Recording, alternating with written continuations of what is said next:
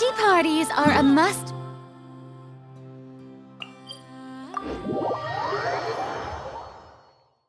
you'd like to learn the proper etiquette, I'd be happy to teach you.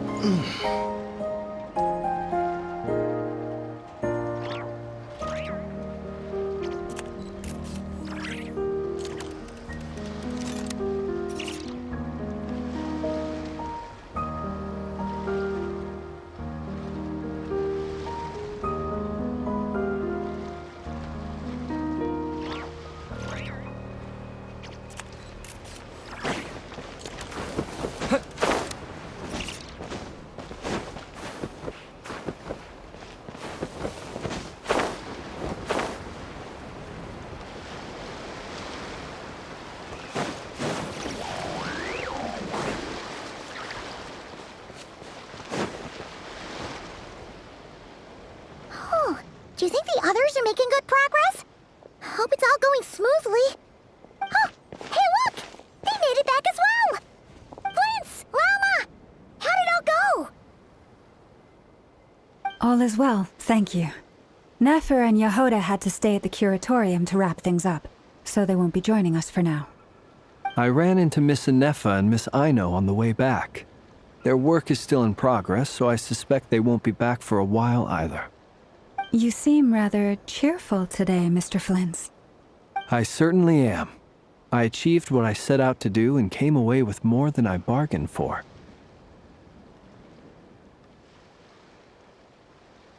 Fighting alone can get quite tedious, but I had the good fortune to run into a pair of brave young warriors. We meet again. How have you been? Albedo! What are you doing here?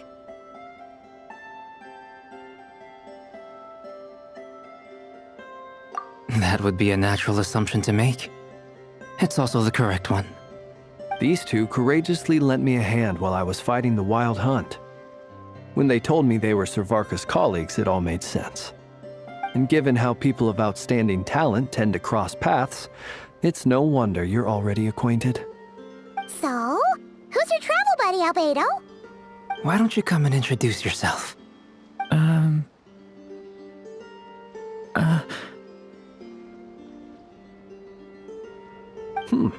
A gentleman of few words, I see, and a rather stern countenance. I presumed you were acquainted with him. Is that not the case?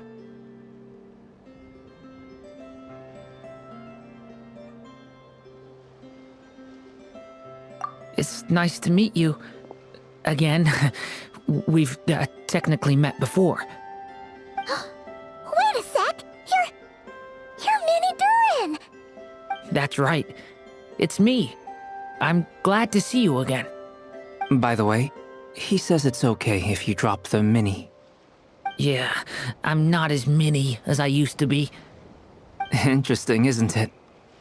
The first step towards blending into human society appears to be reflecting on whether one's name really reflects who they are. In a good way, of course. It's great to see you looking so healthy. Thank you, Paimon. And although you're as mini as ever, I understand that diminutives don't always convey endearment. I'll be sure to simply call you Paimon, as a sign of my great respect for you. Wow, you're such a smooth talker now. Paimon could get used to this. From now on, you may refer to her as your esteemed guide, Paimon.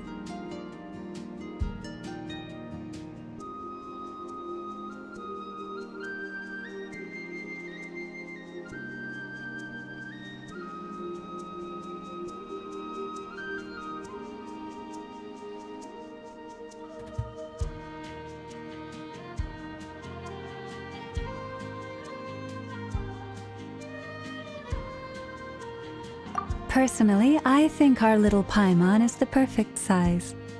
When people call her Little Paimon, it's just because she's so adorable that they can't help themselves. If that's not a sign of endearment, what is? You're absolutely right, Miss Lauma. My brother still has a long road ahead of him when it comes to understanding human relationships.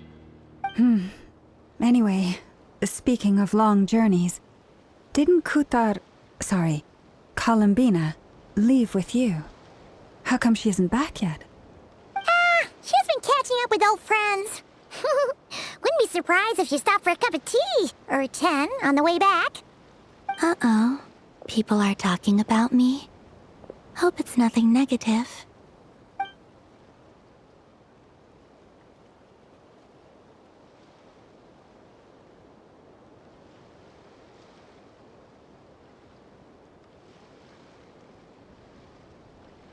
Judging from your expressions, I'm guessing it all went well? It's getting crowded here. I'll go grab some chairs. No need. This is a job for an alchemist. I'll whip some up momentarily. Thank you for your hospitality, ladies and gentlemen, but I was merely escorting my friends back.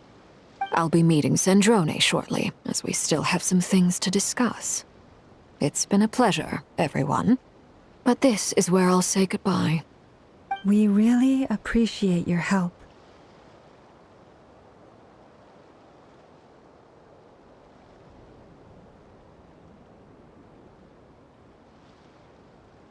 Oh, come on. Spare the formalities. I'm just glad I could help out some true friends. I understand. Well, bye for now, Harlequino.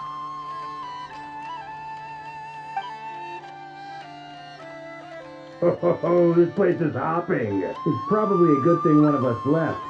Otherwise, we might not fit all these people in. Are you saying we're about to run out of chairs? As a matter of fact, I am. Come on in and see for yourself.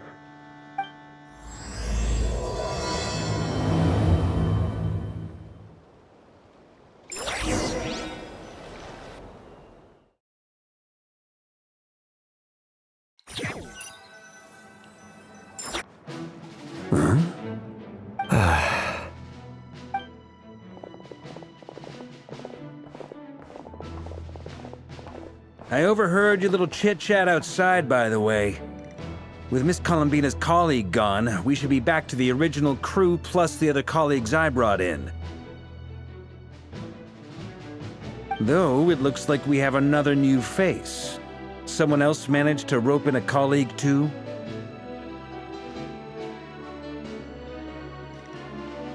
Frankly, you and Paimon are the only people I know here. This here is Deanslip, colleague of Tibet's greatest guide, Paimon, and greatest adventurer, the Traveler. Well, not exactly colleagues, more sort of friends.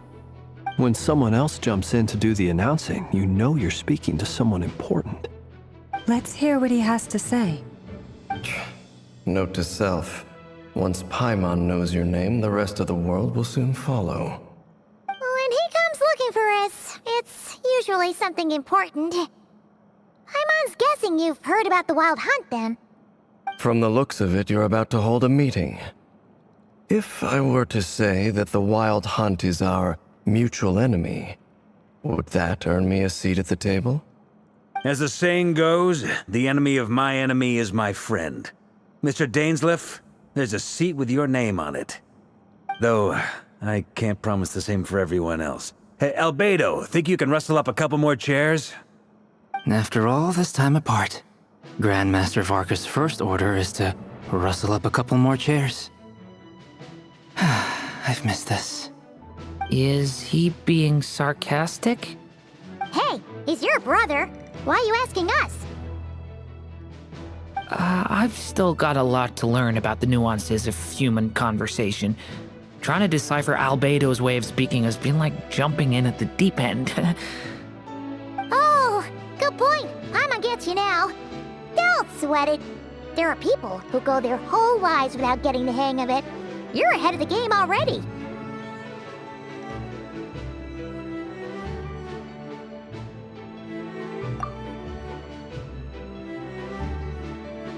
I wonder what's taking Nefer so long. Perhaps you should go and check in with her. If anyone can hurry her along, it's you. I just got back from the curatorium. Besides, aren't you curious to see what's taking her so long? Miss Nefer doesn't strike me as the type to share secrets. And since gathering intel is her specialty, I'm guessing she'd prefer to keep her methods confidential. Under such circumstances, would it not be tactless for me to impose? Oh, but it's fine for me to impose. What can I say? You have an unrivaled ability to garner people's affection, Miss Moonchanter. Besides, you have far more in common with her than I do. All right then. Impressive. She barely fought back at all. I admire your powers of persuasion, my friend. As I'm sure Miss Lauma will realize soon enough, the trick in life is to always pitch in with other people's responsibilities so that you can be selective with your own. Another trick is to simply hide in the background. Spoken like a true sage. Anyway, looks like we've got some time to kill before the meeting. Let's take a little breather, folks. And feel free to chat amongst yourselves. We'll get down to business once the other two arrive.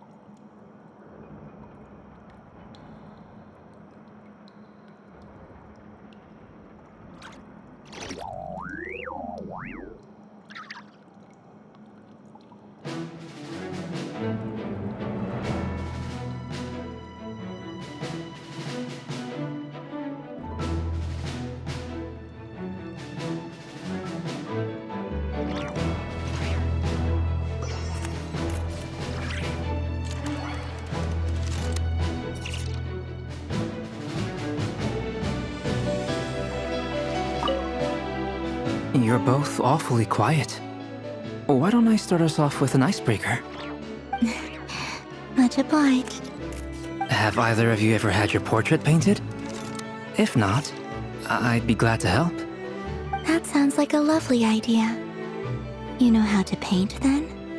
I dabble occasionally. He's an excellent painter. Tables, chairs, people, dragons, you name it. He'll paint it for you. I'm flattered. If I ever get the chance, I'd like to give it a try myself. I'll bear that in mind. Anyway, how about you, Durin? What sort of portrait would you prefer? Oh, I'd be fine with anything. Whatever style feels best to you. Very well. Then I'll play it by ear. You can replicate any style I want? I can try. If you show me a sample, I'll do my best to match it. Thank you. In that case, I'll dig up some reference material for you.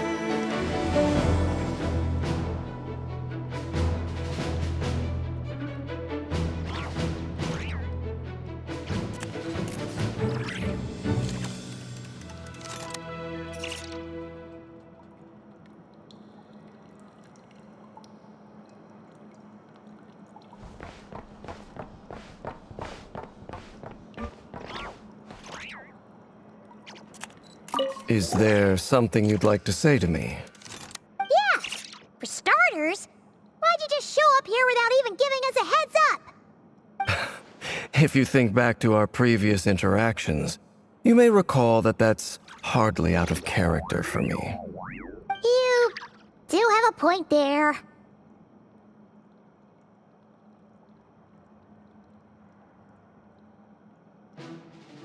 Oh yeah! You'll need to find somewhere to stay the night too, right? Want to tag along with us? You never know. We might get a group discount. Sure, let's do that. Great! Paimon will handle it! And in return, we can get Dainslift to be our very own personal bodyguard.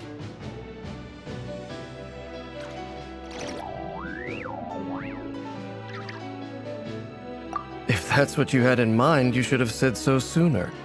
I'd be happy to help. Oh, okay then. Paimon was only kidding, but good to know. Anyway, since we're all here together, we might as well watch each other's backs. That's just what friends do, right? Indeed. Thank you.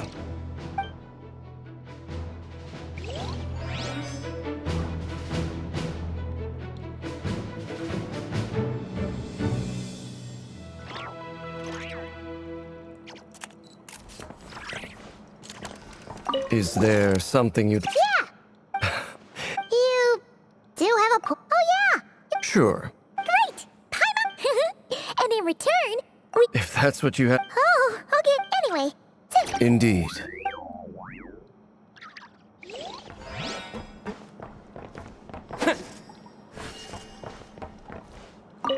Truth be told, I can't remember the last time I was in a meeting with so many people. You're not alone there, my friend. The Lightkeepers also struggle to bring everyone together for a serious discussion. I don't doubt that.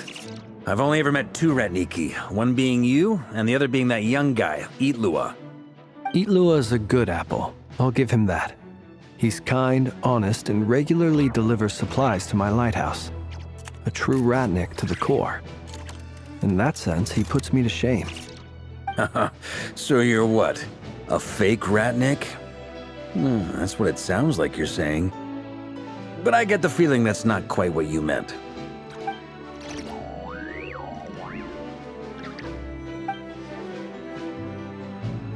Come on, why the awkward silence? Sorry. I'm not even gonna bother trying to hide it. You've known all along, haven't you, my friend?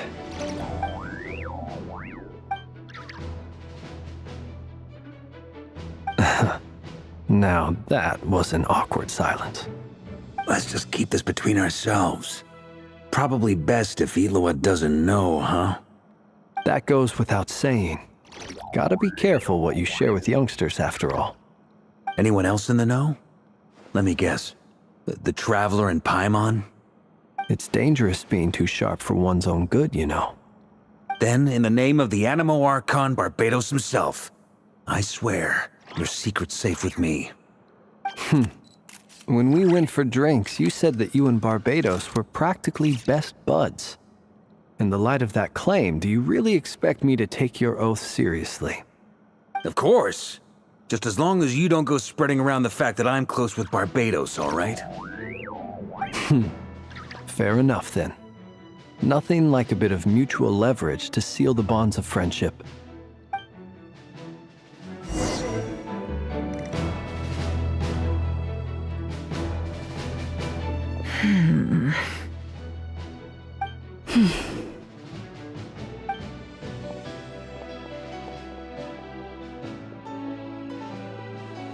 Ah, Miss Nefer. You made it after all. But what about Yehoda? I'm here to give you an update on how things are going on our end.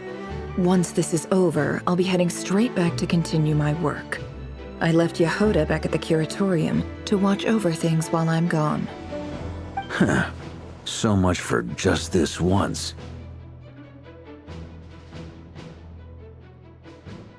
Shh! Not so loud! We're on a roll here. What if she remembers and suddenly decides to back out? Did you say something, Mr. Varka? Huh? I didn't say anything. Right, Flint's? Must have been a frog. They get so noisy around here at nighttime. It's like they're putting on a concert in the background. Anyway, before we begin, there's a few introductions to make. Let me start by saying that it's an honor to be speaking before so many distinguished colleagues and collaborators. First up, we have Miss Lauma. As Moon Chanter, she's the leader of the Frost Moon Scions, a local religious community in Krai. Then there's Miss Nefer, boss of the Curatorium of Secrets, an intel gatherer extraordinaire. Nefer is leading the investigation into Rerer's background, assisted by Yehoda and Lauma. From the little I've heard, they're making some great progress. Over here, we have Mr. Flint's, a ratnik and guardian of the abandoned lighthouse. In our last operation, he courageously distracted the Wild Hunt to buy time for the rest of us. For those of you who've never met, this is Mr. Albedo, a renowned alchemist and captain of the Knights of Favonius investigation team. By his side is a new face for us all, myself included, Mr. Durin, who's come to lend his aid. Next up, we have the Moon Maiden and former Fatui Harbinger, Miss Columbina. Then we have the Traveler, who's earned more titles than I could possibly hope to list out, so I'll spare you the rundown. And Paimon, the ultimate travel companion and quite possibly the best guide in all of Tevat. Wow! That's a lot of people! Great turnout! Miss Nefer, it looks like you might have another job coming your way, so, congratulations on the booming business, I guess. You think I haven't got enough on my hands as it is? Who's looking for me now? That would be me, Miss Nefer. I have a commission for you. And you are? Who I am doesn't matter right now. What does matter is that I'd like you to gather more intelligence about the Recher of Solnari. Well, it's not as if we never take on anonymous commissions. But in your case, I'll have to decline. I'm gonna take a wild guess and say your job's probably more hassle than it's worth. Something about you seems like bad news. It's my eyes, isn't it? Conrian, I assume. And what's with the mask? Are you trying to hide your identity?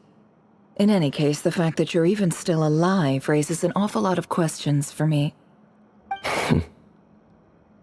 My name is Dainsleif. And yes, I am from Conria. As I'm sure you're aware, the Recher of Solnari's real name is Rerir. He was once an acquaintance of mine. Really? Then you must have been quite an influential figure yourself. You flatter me, but none of that matters anymore. My point was simply to clarify why I have asked Miss Nefer to investigate Rerir's background. So you're both from Conria, and it sounds like you used to be friends? What am I missing here? Surely you already know how he became one of the Five Sinners. I'll tell you everything I know. The history of Conria, the names and identities of the Five Sinners. I remember it all like it was yesterday. I have never spoken openly of this before, but the truth was exactly as people say.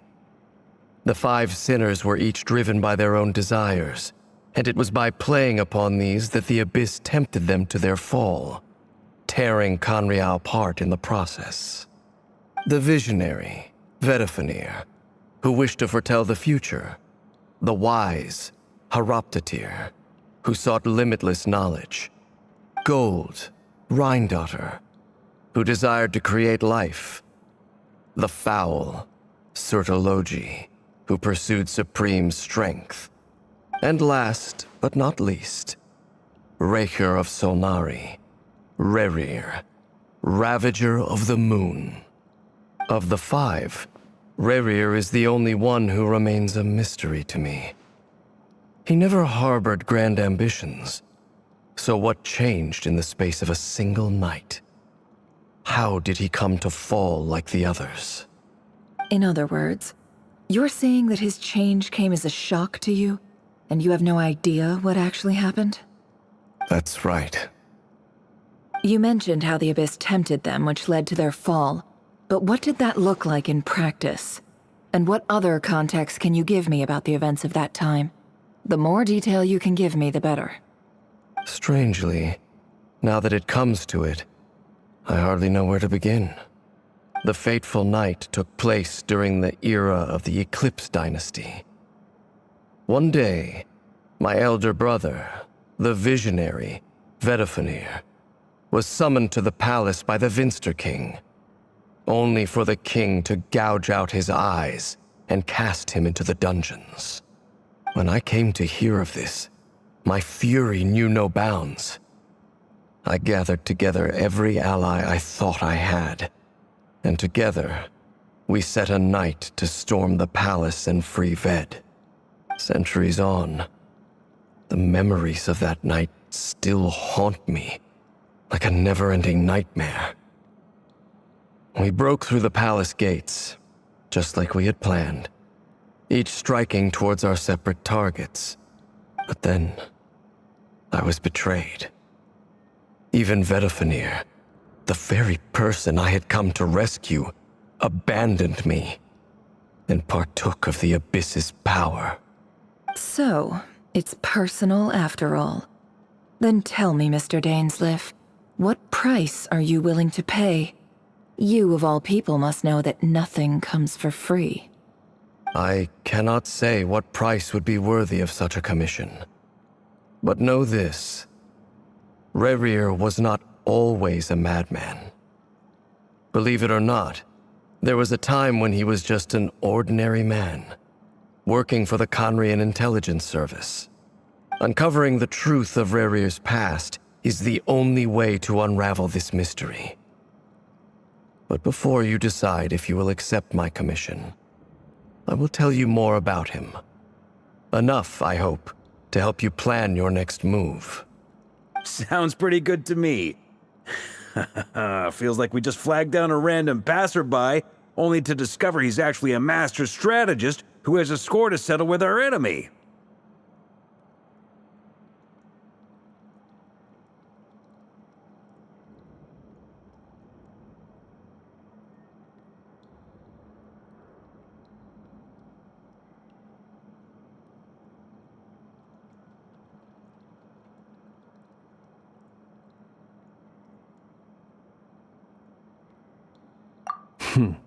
Can I borrow your halo?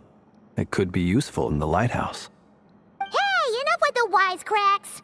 Besides, isn't that lamp of yours bright enough already? Relax. It was meant to be a compliment. If that was a little over the top for your liking, I'll make sure to tone it down next time. I'll give your proposal some serious thought, Mr. Dainsleif. Let's speak in private once the meeting is over. Before that, there's a few things I'd like to share.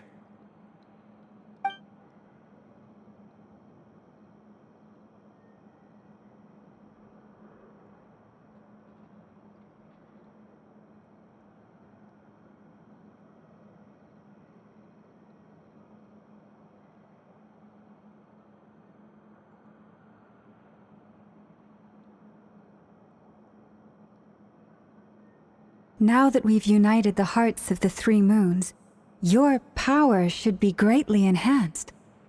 But it seems like that hasn't happened yet? I believe it will take a little longer. You've done so much for me, so I want to be completely honest with you all. Even though I'm doing a lot better now, the truth is, my recovery will likely be an ongoing process. From the moment I was born, my power has been slowly ebbing away. And that is because Tevat has never accepted me. Even with the moons united as one, it seems my rejection cannot be undone. So far, I have yet to find a solution. It may turn out to be a problem that will plague me until the day I finally leave this place behind. Even so, I will do everything in my power to help you drive out the Ray here of Solnari. As Arlecchino put it, this is not about chasing the spoils of victory. It's just a gesture of heartfelt gratitude. Kutar.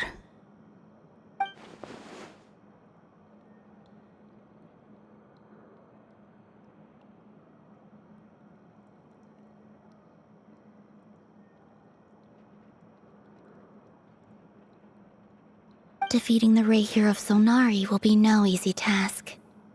While my strength slowly recovers, we'll also need to gather more intel. Naturally. We should take all the help we can get if we hope to defeat him. We've considered several viable plans now, but our choice hinges on the answers to a few key questions. Is it even possible to kill Rerir? What experiences shaped the person or monster he became? And what's he really after? Given Albedo's expertise in alchemy, I think we should leave him to try and answer the first of these questions. Understood. As for the other two, I'm afraid we'll have to count on you again, Miss Nefer. Believe me when I say it's not my wish to burden you. But right now, relying on your skills is our only option. So you're placing all your hopes on me, huh? We can't thank you enough for agreeing to help us. Honestly, I can hardly believe how lucky we are. You sure have a talent for changing your tune, Miss Moonchanter. Timid like Yehoda one moment, then flinches insincere flattery the next. Ladies, please. I must object to your portrayal of me. That's all. Feel free to keep bickering. Just pretend I'm not here. I almost don't want to leave this room. I'm curious to see how this plays out. I have faith in you, Miss Nefer. Something tells me you'll stand by us until the very end. Oh? And what makes you so sure of that? What if I suddenly decide that my compensation is insufficient? This isn't about the money. I can sense that you've got a deep-seated distaste for Rerir. And knowing you, that alone is motive enough. Look at them getting along so well. Like two peas in a pod. And I'm the one they accuse of insincere flattery. There is no justice. Miss Lauma, you have to understand something. Unlike you, I don't actually enjoy having everyone's hopes on my shoulders. Is that right? Well, maybe the fact that I'm willing to put my hopes in other people says more about me than you. But the fact is, I also trust you. And that's because I know that you're someone we can count on. Anyway, we've got our plan, so let's get moving. Mr. Dainsleif, let's talk. And Traveler, once we're finished, if you've nothing else planned, I'd like you to come with me. This whole experience is teaching me a lot. For instance, I now know that when other issues come up in the future, I'll have far more luck getting Lauma to convince Miss Nefer than trying to do it myself. Hate to say it, friend, but that's one of the funniest things I've heard in a while. Why? You think I've got it wrong? Quite the opposite. But what makes it so hilarious is how long it's taken you to realize.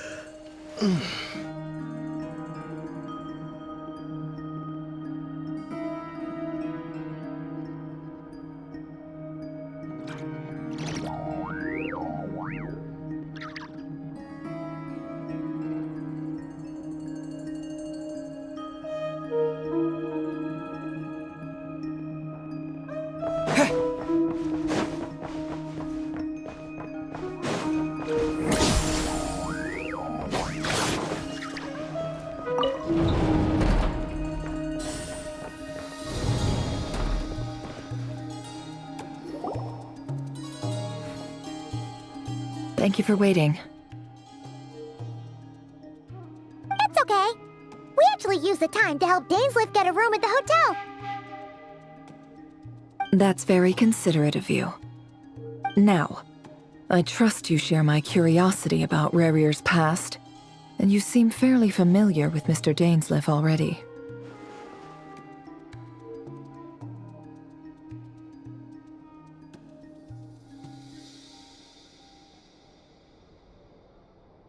We spoke at some length after the meeting.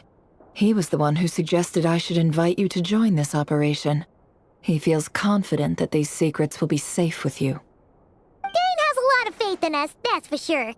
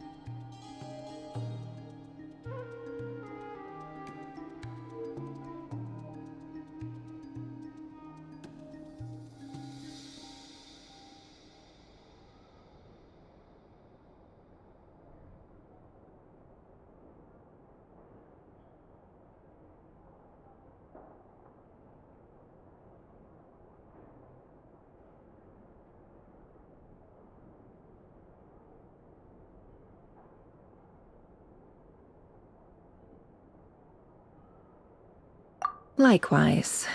I appreciate that you got right on board without interrogating me about why I invited you. It shows that you trust me to explain everything in due course. That's because we know what you're capable of. We appreciate you too, Nefer. You might have been forced to help in the beginning, but this time, it was your choice. That's one way to put it. Another is this, that once a decision's been made, it's set in stone.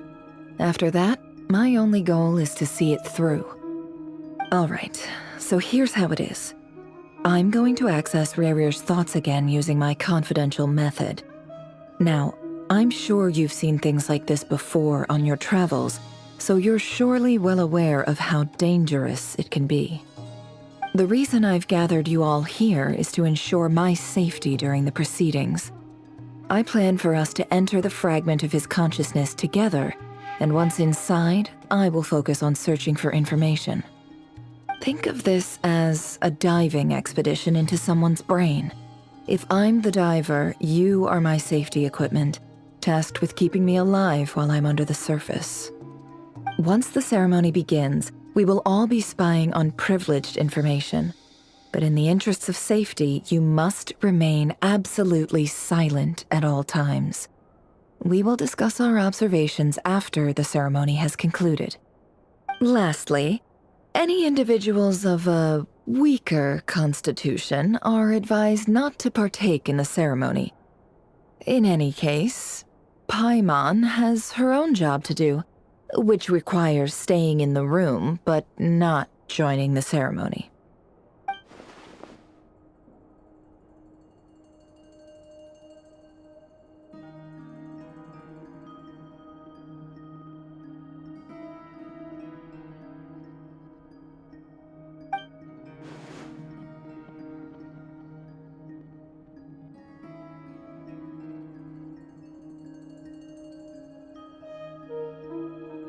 Well, good luck, everyone.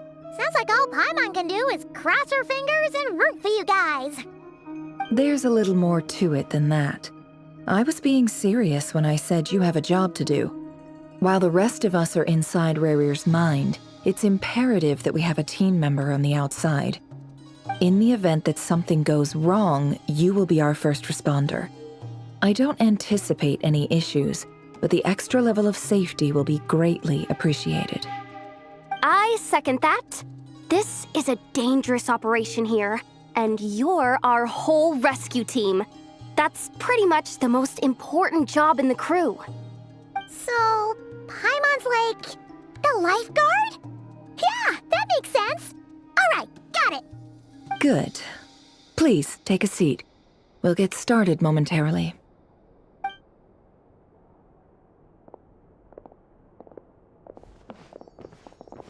So, did Mr. Dainsleif tell you anything else? He told me that he believes Rarir kept some big secrets in his life. He's not sure that they were the cause of his eventual downfall, but he's asked me to uncover what those secrets were all the same. But surely you're not planning to go through with this, no matter the cost. If you think that, you'd be overestimating me. I'm a businesswoman, not a mercenary. But I do have my own professional reasons for taking this job. You think I'd turn down the opportunity to get a first-hand glimpse into Conrian history? No chance. Well, as long as you don't let morbid curiosity get in the way of safety concerns, we're good. We'll do whatever we can to help you. You're such a killjoy.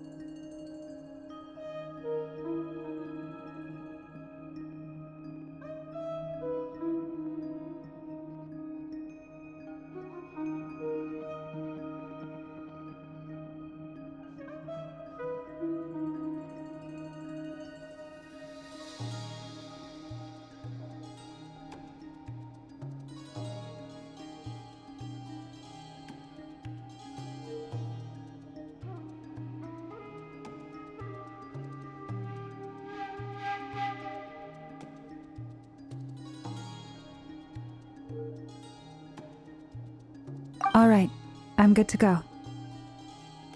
All set over here, too.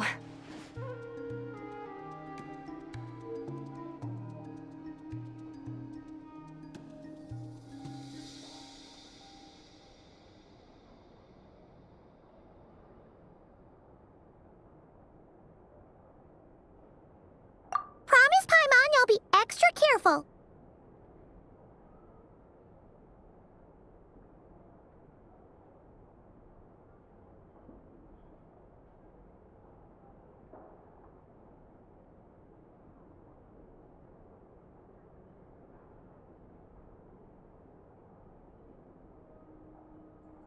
All right.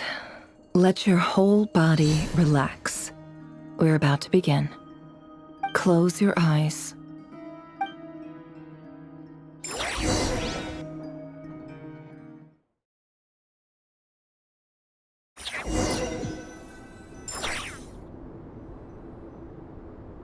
Phew.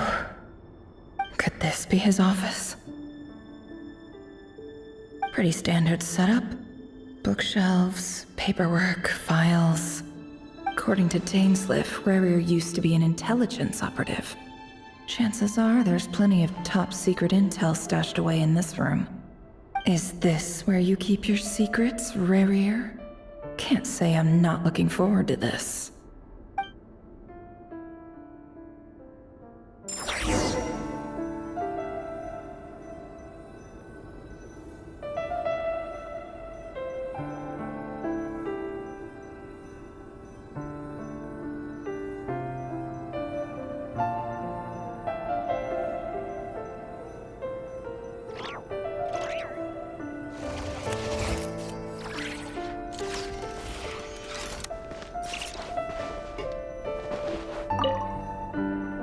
A file tucked inside a folder. The title reads, Dear Breakfast Shop Owner. It's a list of names. But at this stage, I have no idea who any of them even are.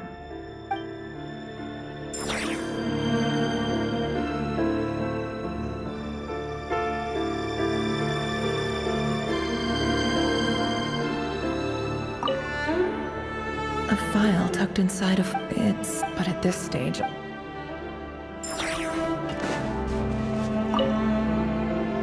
Wonder what kind of encryption technique this is. Seems like it has to be inserted into that camouflage device nearby. Aha! It's an audio recording. Please, hear me out. I can't shake this feeling that someone's been spying on our house. No, I'm not being paranoid. It's true. I saw someone dressed in all black. It was a couple of days back, but that was on another street, not near my house. I swear, I know what I saw! There's a note in the margin. Surveillance of the run for their residence has concluded. We apprehended the target and filed the mission report last night. Could the voice in the recording belong to one of Rarier's targets?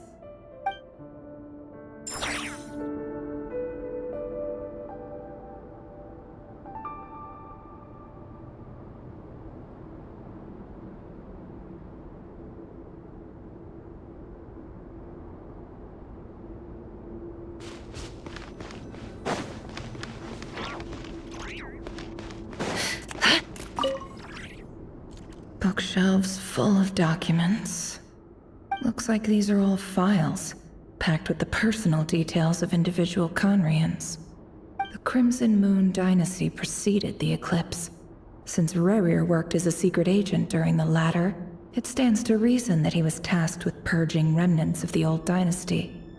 Yep, lines up exactly with what Dainsliff told me.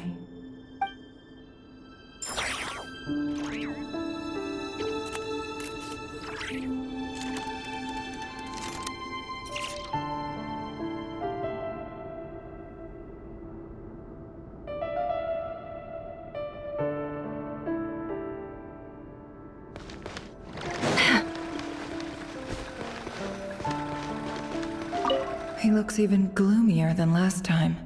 I wonder what's changed.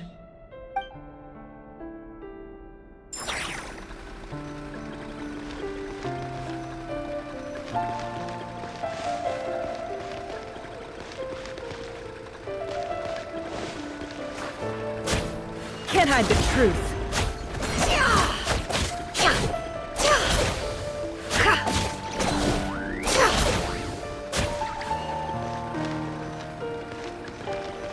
He looks even gloomier than last time. I wonder what's changed.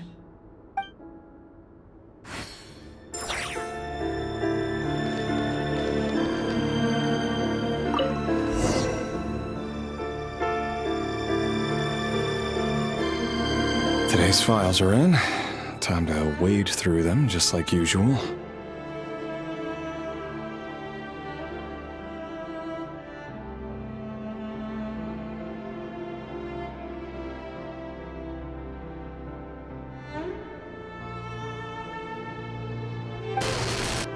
Male, 51.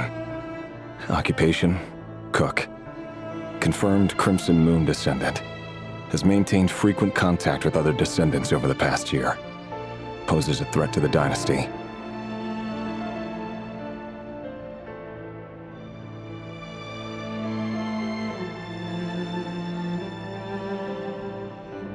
Neutralized.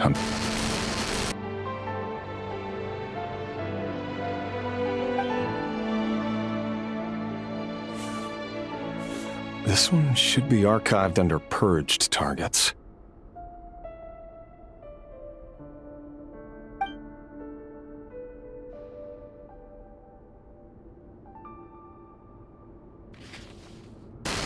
Female, 23. Occupation, office clerk. Confirmed Crimson Moon descendant. Has maintained frequent contact with other descendants over the past year. Poses a threat to the dynasty. Neutralized.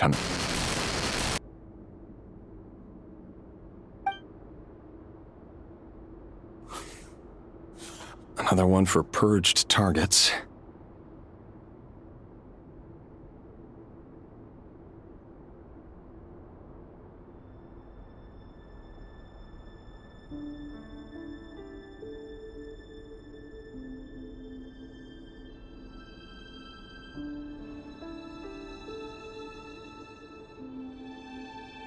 Sounds like she was that other man's daughter.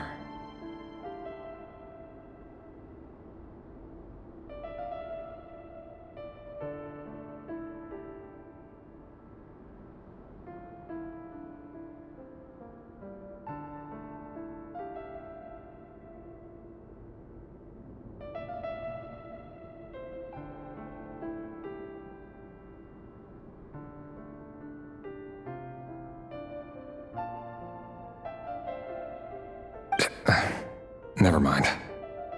What's it got to do with me?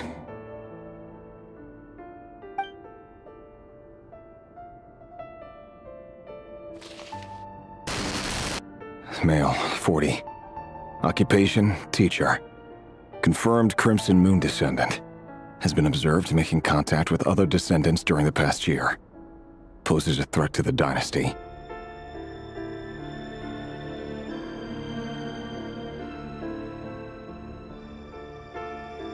Neutralized on...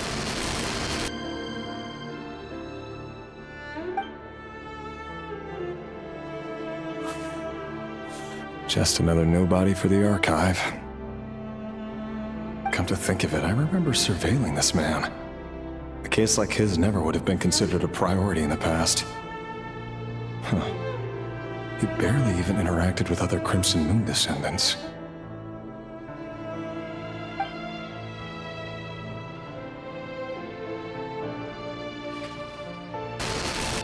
Female, 16. Occupation, none.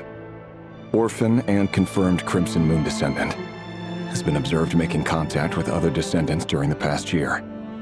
Poses a threat to the dynasty. Neutralized on...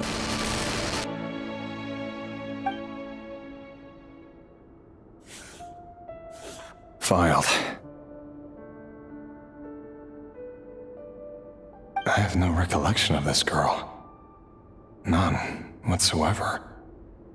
She doesn't seem to be anyone important, but then again, how many of them really are?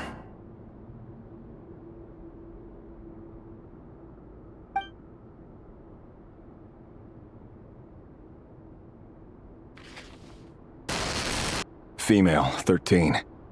Occupation, none. Orphan and confirmed Crimson Moon descendant. Has been observed making contact with other descendants during the past year. Poses a threat to the dynasty.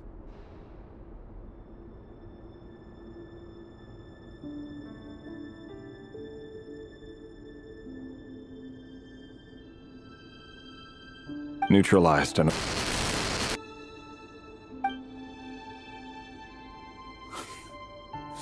Filed.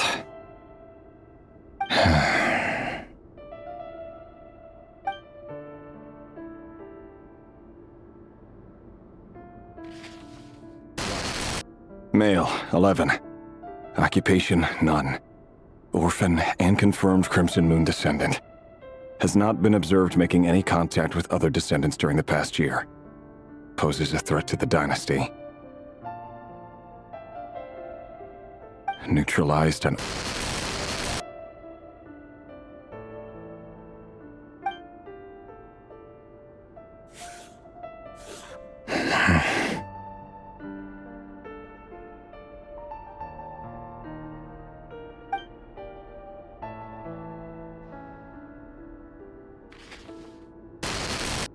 Male.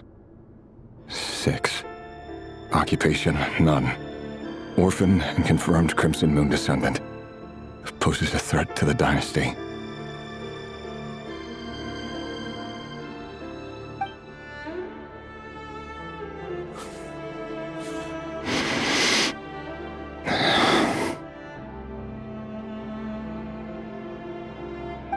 It's funny, isn't it? Your job is becoming both harder and easier at the same time, depending on how you look at it. Sooner or later, the Crimson Moon descendants will be completely wiped out.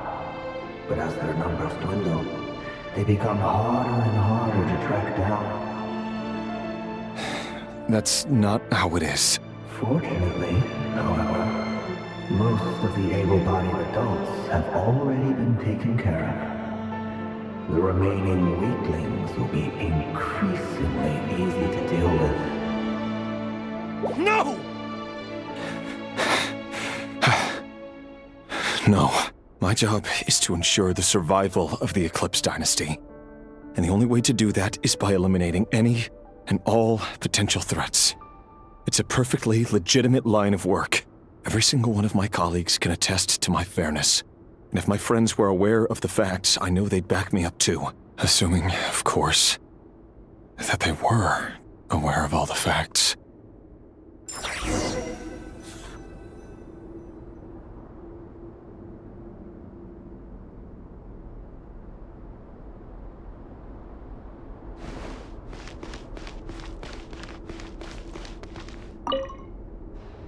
A box containing a ring inlaid with a precious gem.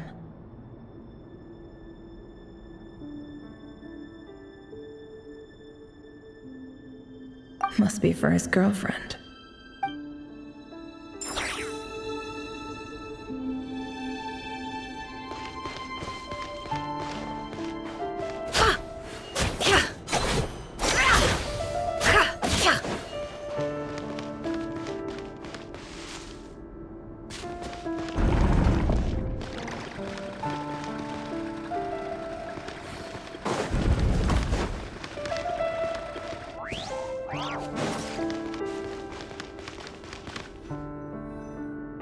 Mr. Vedifalnir, it's been quite some time since we last met.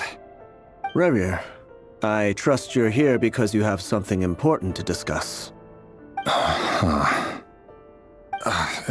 Forgive me. I wasn't tuning out, it's just, I noticed you didn't even phrase that as a question. As if you knew I was coming. Tell me, does someone in your position ever feel the need to ask questions at all?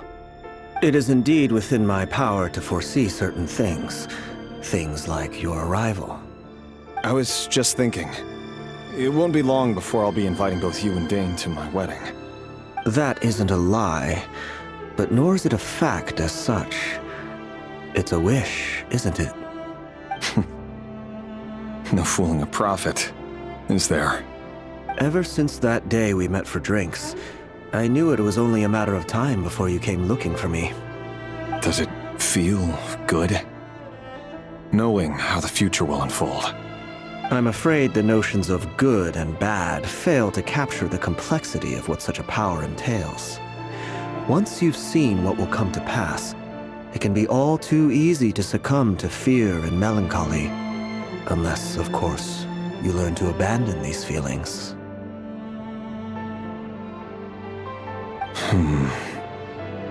You fear my silence, and long to hear the words I left unspoken that day. That's right. You must have noticed my reluctance to broach the subject, and the reason is simple. Because the truth could never have lived up to your hopes. For both our sakes, such words are better left unsaid.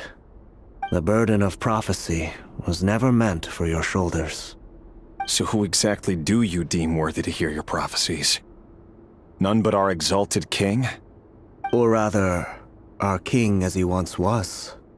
You're closer to his majesty than I am. You must know better than anyone how much he's changed. You say that as though it is to my benefit. Yet precisely because of that, I dare not speak rashly. A king can turn out to be the most virtuous of rulers, or a tyrant more terrible than the most vicious of dragons. You are so wise and far-sighted, yet still you would have me live in fear of the unknown? You make a fair point. Especially given my silence alone was all it took to send you spiraling downwards. Very well then. Let me offer you some advice. And I say this not as a prophet or a visionary, but simply as the brother of your friend. For many reasons, there is very little chance of your marriage ending in happiness. If happiness is what you seek, you should find another fiancé.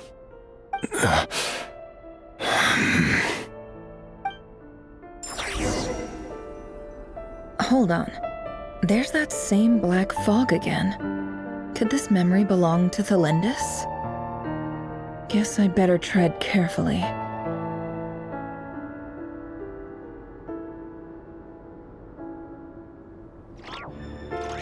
Don't trust your eyes uncritically. People only see what they want to, so don't be your own fool.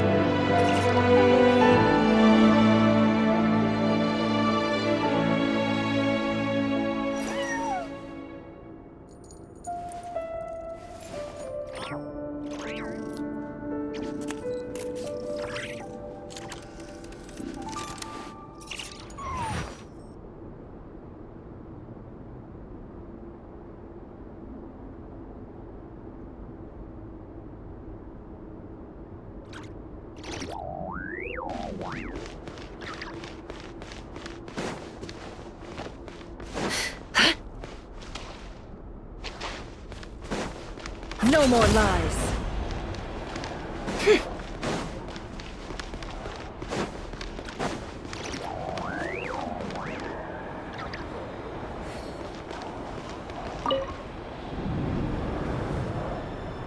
Wait. Hear me out. This time we finally got a clear look at his face and learned his true identity. His name is Rayrir, and he claims to be one of the king's guards. What did you say? A cruel irony, isn't it? The man you're set to marry leads a double life as a brutal executioner. Why are you telling me all of this now? Simple. It's because I want you to kill him. You are the only person he would never suspect. No, absolutely not. I would never dream of doing such a despicable thing. So you'll just stand by and watch him slaughter us to the last? Do not forget that the blood of the Crimson Moon flows in your veins too. The blood of the Crimson Moon? What does that matter now? The dynasty has long been dead and gone. You think that alone is reason enough for me to throw away everything I have? Why wouldn't it be? You two were once a child of the Crimson Moon, just like me. Don't tell me you've never felt so much as a flicker of fury for the way we were trampled into the dust. As long as you promise to abandon this pipe dream of restoring your dynasty, I can try to persuade him. Or have him persuade the Vinster King. Persuade the Vinster King? Do you even know why he's so obsessed with hunting us down? Why he keeps trying to force us to hand over our secrets over and over again? Or why we refuse to give up on restoring the dynasty? The Vinster King. A blind fool. His eyes clouded by powers from beyond this world. A petty little man with a miser's heart. And he dares to sit upon the throne? Mark my words. Sooner or later, Khaenri'ah will fall. And it will be his doing. If you can't bring yourself to do it, so be it. Just you watch. It won't be long before calamity descends upon us all. The Rehir of Solnari. That really is quite a secret you've been keeping from me, Rarir. But who am I to talk? Am I really any better? I've kept my own past a secret this whole time, too. Love should be built on honesty. But ours was born from lies. And yet, is it really so wrong to hide things that would only make life harder? If we don't cover up the parts that no one else should see, how can we go on pretending to be normal? Vedifulnir must have known all this. And that's why he made his prophecy. In the end, nothing stays hidden forever.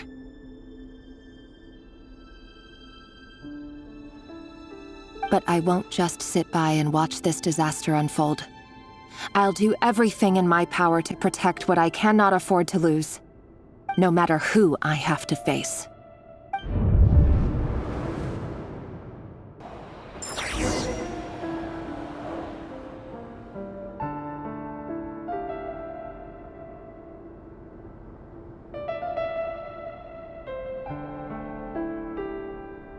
Emotions are like a raging torrent that surges through the mind. More often than not, if you try— Huh? Was that Rarir who just walked past the window? Doesn't it give you the chills that he still takes the same road to work every day? As if nothing ever happened. Those people at the deli. Enough already. They're clearly pretty taken by their own disguises, so just smile and play along. Pull the rug from under beasts like that, and you'll risk having your throat torn out. Deli? Oh. They're talking about those people from the opposition. Right. I'd almost forgotten they used to run a deli. People of no consequence always vanish so easily. And no one even remembers them.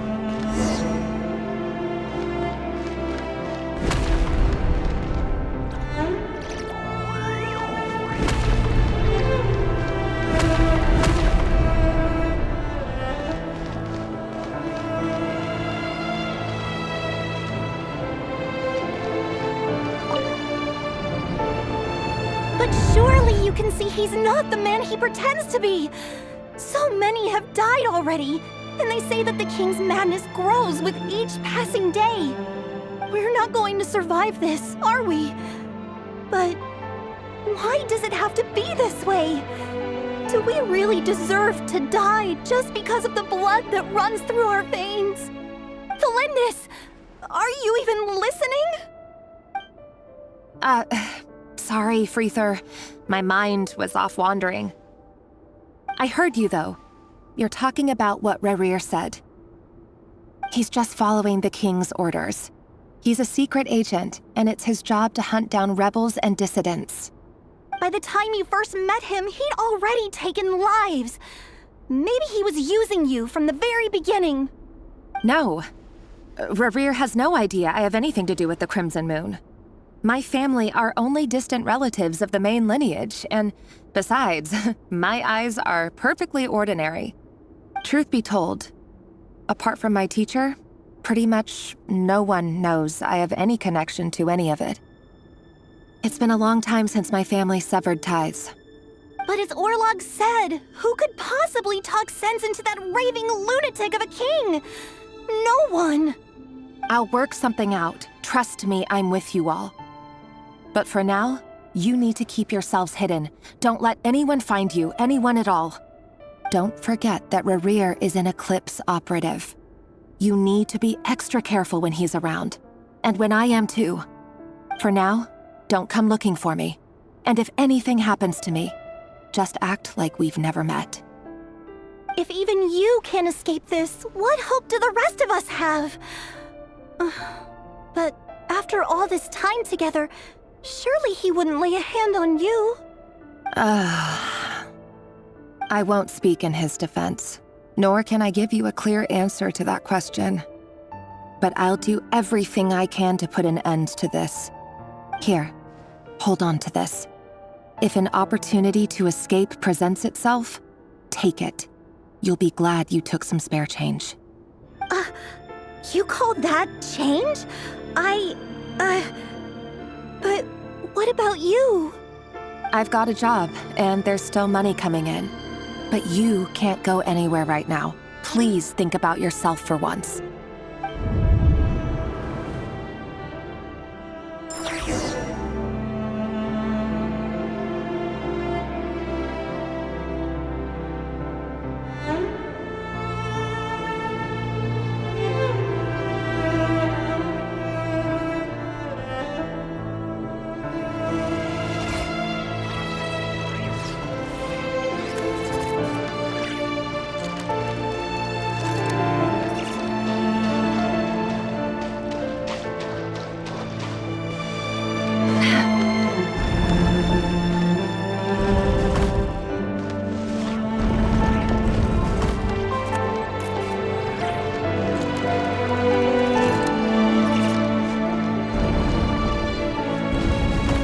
Another day, another round of assassination training.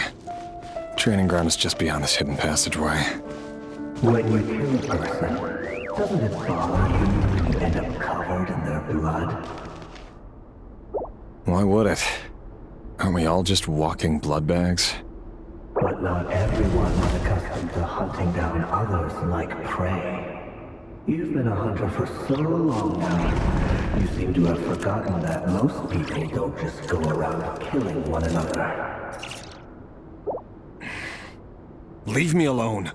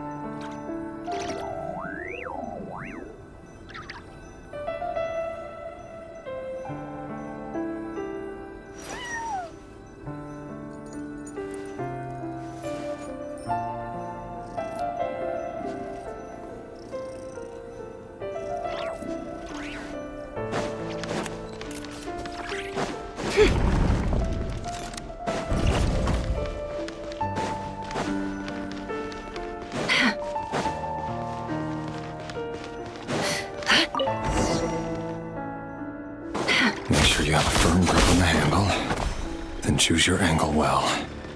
Keep your movements light and brisk. Pray won't sense a thing.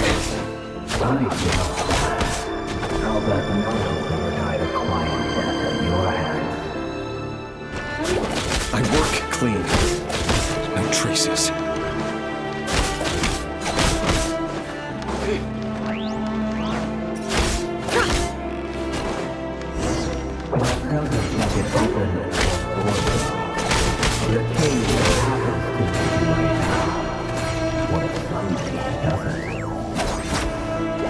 That won't happen. Ever since you fell under the spell of that power, in the beginning, you only had to take out a handful of the guilty. But now... The ones I've dealt with have always been guilty. And I've carried out my work flawlessly.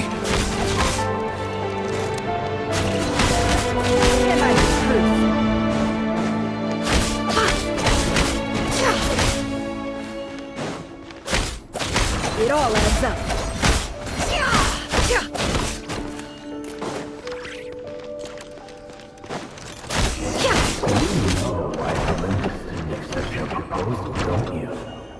Was it because she didn't trust you? Or something else? Enough!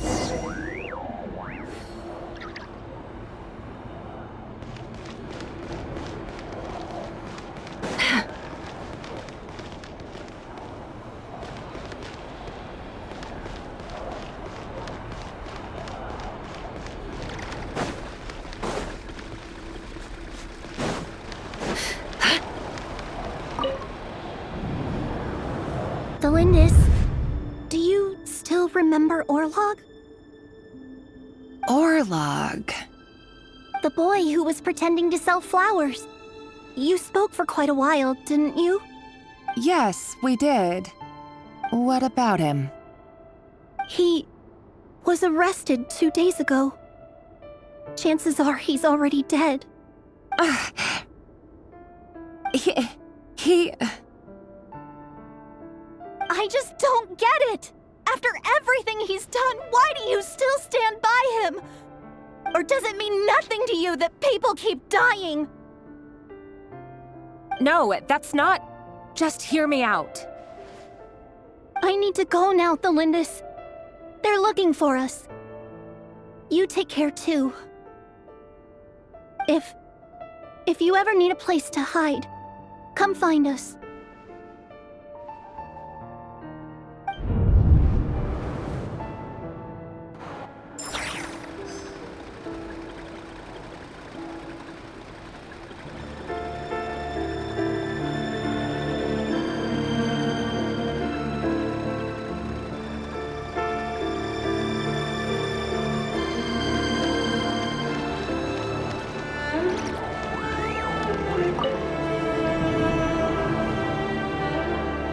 Author, Thelindis. Over the course of this week, the research object was subjected to interference for a total of 47 hours for experimental purposes. The results are as follows. All subjects of observation that were sent inside have now... The situation within is proving more problematic than anticipated. No progress whatsoever. What now? Won't you give me even a glimmer of hope? Things are getting worse by the day. I have to find a way or we'll all be in danger.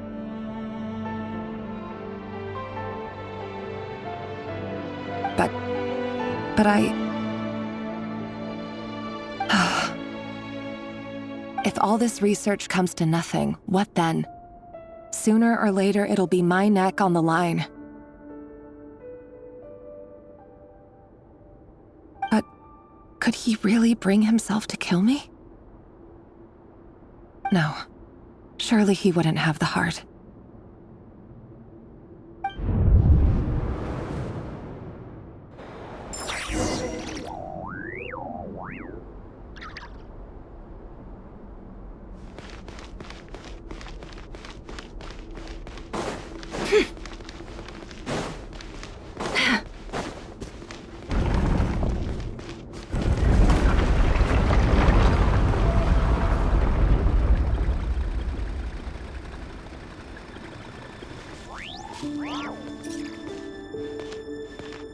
Why won't you just let us go?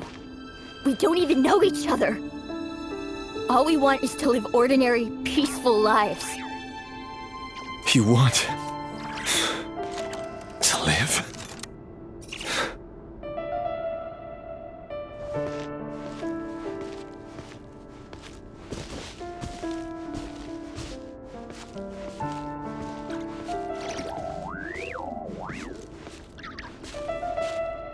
Yes.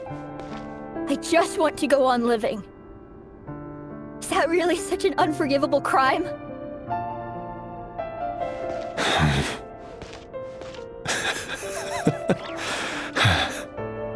You want to go on living. I want to keep living too. To keep living forever. That's why I have no choice but to continue on the path I'm on. If only some savior would suddenly swoop down and change the way the world is. Too bad that's not going to happen.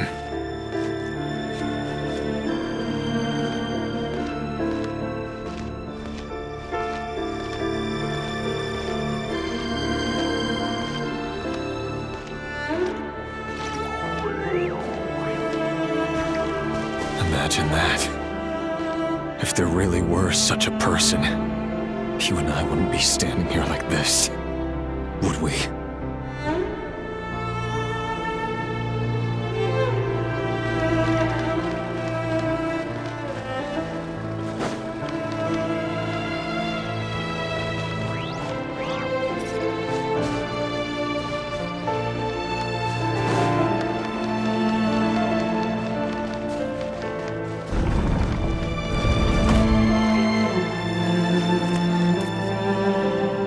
Today's files are in.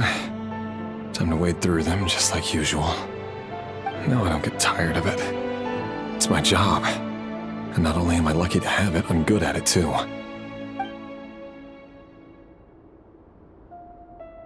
Huh. Wait. That's... Thalindis?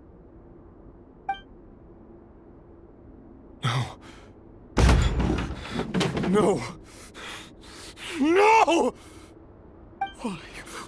Why? But you bear no mark of the Crimson Moon. How could you possibly have anything to do with them? It cannot be! A diluted bloodline. Carefully concealed. I see it now. You've been living in the shadows just like me. What a fool I've been. Numbing myself with talk of justice. Even imagining my friends would back me up. But in the end, Irminsul. Finster King! How far are you going to take this? From the direct bloodline to secondary offshoots? And then what? Today it's the descendants of the Crimson Moon. Who will it be tomorrow? Will you not rest until everyone down here is dead? No. This cannot go on. This is where it ends.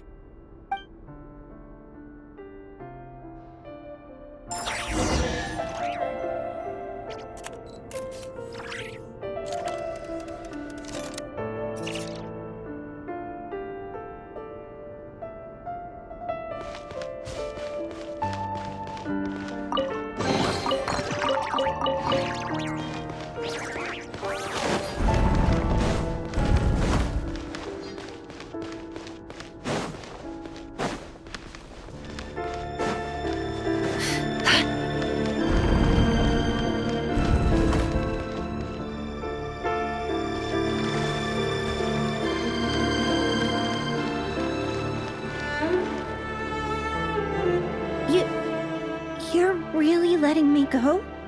I am. As long as you can guarantee that no one will find you. Don't worry, I'll be extra careful. No one will know I was here. But what about you? Me? If you let me go, you won't be able to complete your mission, will you? Good point. In that case, Maybe you should stay. No, please! I just want to see the outside world again. To... Go on living? Yes! I know you're a man of your word. So please, just let me go. If I let you leave, what will become of me? Just kidding. Go, now. But remember, don't let anyone know you were caught. We'll be seeing each other again very soon if you do.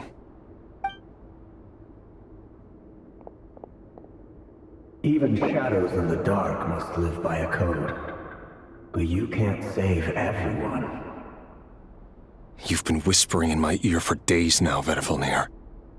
What are you trying to do? Break me down? I only say this because you long for an answer to your problems. Let her go, Rerir, or you risk losing everything. I will not abandon Thelindis. Then you'll need a little more vigilance and a lot more power. The world is changing, Rerir. Keep your eyes peeled for your moment of opportunity. That voice used to be so unclear. But now I know exactly whose it is. It's Vedifilnir. He won't tell me how to actually resolve any of this, but he keeps trying to manipulate me like a puppet. What's his game here? Tell me then! What will this moment of opportunity look like? And... no answer. He's like a ghost. Always disturbing me when I'm on edge, but never answering when I need him most. So, the Eclipse Dynasty was purging, well, massacring the descendants of the Crimson Moon. And it seems like it was all connected to the Vinster King's research. The King's obsession with abyssal power left the future of Khaenri'ah hanging in the balance. No wonder every aspect of Rerir's life was so unstable. And it looks like this Thelindis, Rerir's would-be fiancée, herself belonged to a sub-branch of the Crimson Moon Dynasty's descendants. It almost defies belief that a couple like them could hide the truth from each other for so long. If the Vinster King hadn't intervened in such a drastic way, they might have gone on deceiving each other for the rest of their lives. And why does Vedifilnir, Dainslif's older brother, keep talking in Rerir's head? This guy kept more secrets than I ever imagined.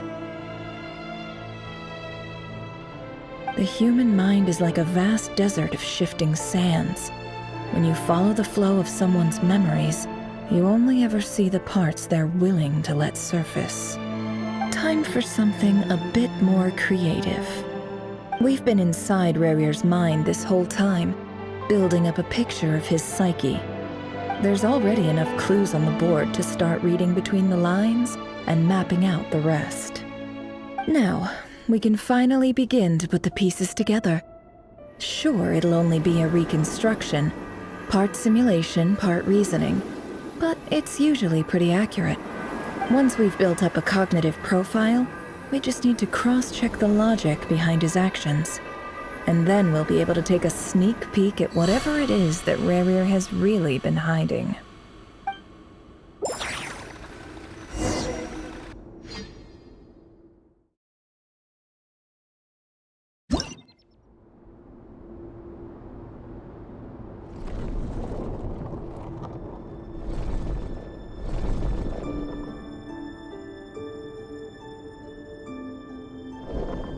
Rerir, are you there?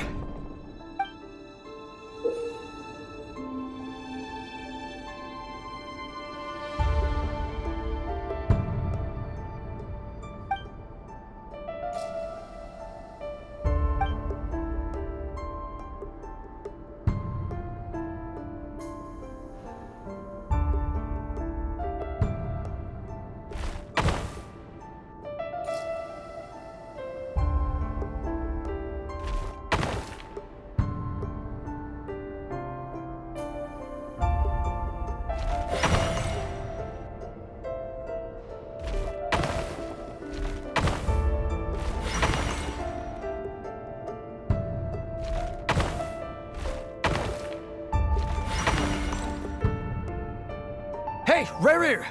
Come out, it's urgent! Dane? What's wrong? Quick, come with me. I'll explain everything once we've met up with the others. Okay, I'll come. But Belindis is still over at the Universitas. I'll need to leave her a note. All right then, but make it quick. I've never seen Dane so worked up before. Whatever this is, it must be big trouble.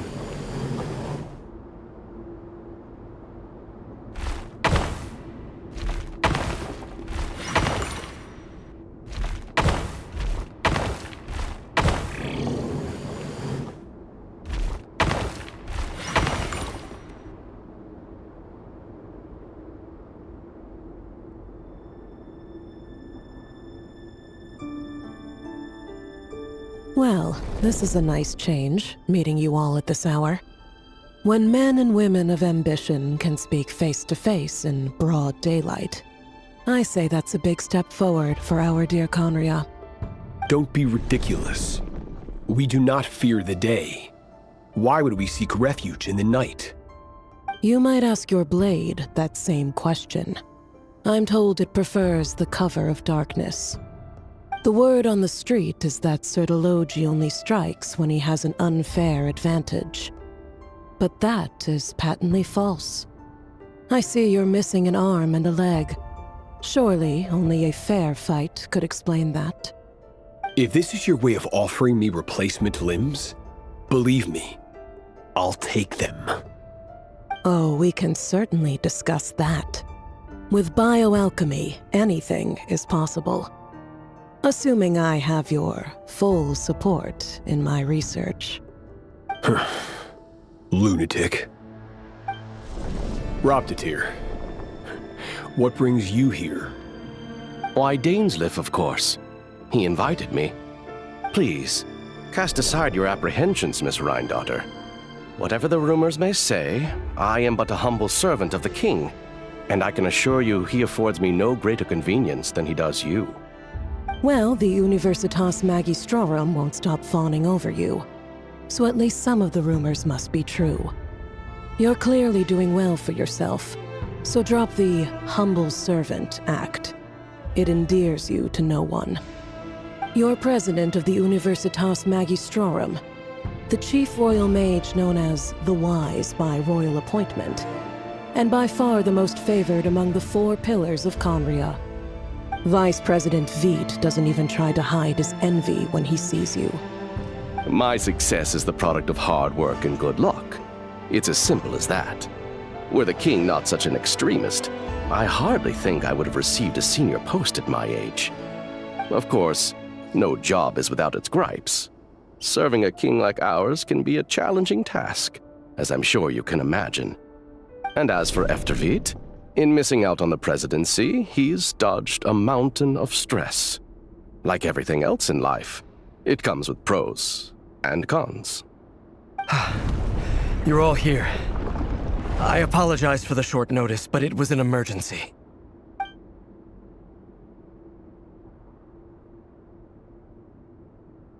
You must be Rerir.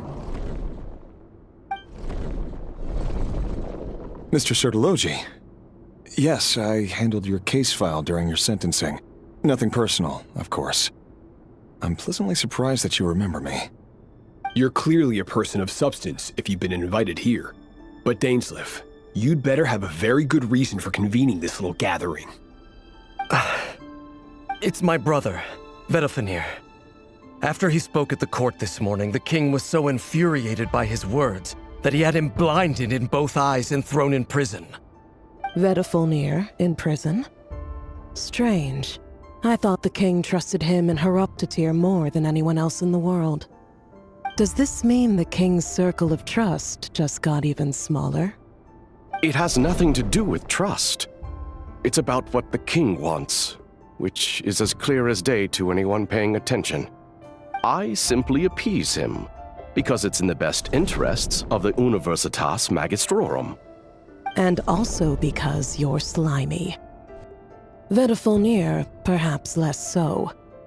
But still, a visionless visionary? It rather inclines me to think that qualifications are not what get you ahead in Khaenri'ah. Do you honestly think this is an important discussion to be having right now? Dane, what are you planning to do? Rescue Vedalfenir, I assume. Correct. It will mean storming the palace by force. Tonight. I need all of you on my side. That's far too dangerous. And don't forget, Dainsleif, you're captain of the Royal Guard. You swore an oath to the throne. You've been planning this for a while, haven't you? I have no desire to commit treason. But whatever critique the king may have of Vedalfenir, disfiguring your most loyal subject for putting the best interests of his court and nation first, this is not the conduct of a wise ruler. My blade will force the king to see the error of his ways. So, Vedalfenir's prophecy enraged the king. I'm sure it wasn't what he wanted to hear, but if he won't take counsel even from the visionary, that is deeply troubling news. The extent of His Majesty's madness is now all too clear. The question is, how does a man like me get out of this situation unscathed? You have noble ambitions, Dane, but I'm afraid they don't do much for a guy like me. I'm not interested in saving the world. All I want is a letter of pardon. A letter of pardon? For whom? Thelindis? The chances of the Vinster King issuing a pardon for anyone connected to the Crimson Moon seem vanishingly slim.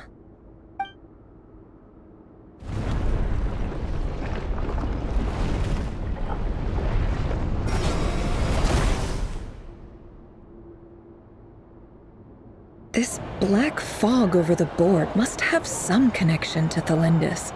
But why is it taking this form? Does it have something to do with Rarir's past? Another mystery I'll need to unravel.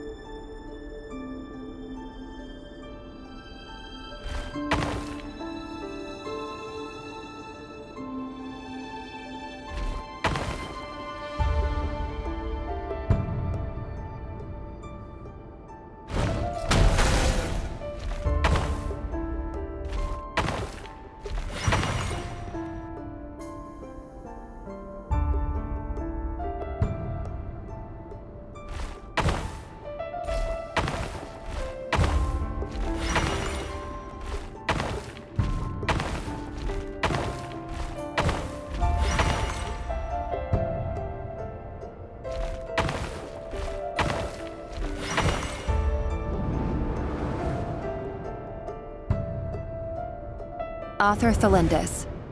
Over the course of this week, the research object was subjected to interference for a total of 60 hours for experimental purposes. The results are as follows. Research dating back to the Crimson Moon Dynasty has established 2 points regarding moon marrow. Firstly, its origins have something to do with a god's power. Secondly, it serves as a portal to an as-yet indeterminate location. Moon marrow can thus be defined as a spatial gateway.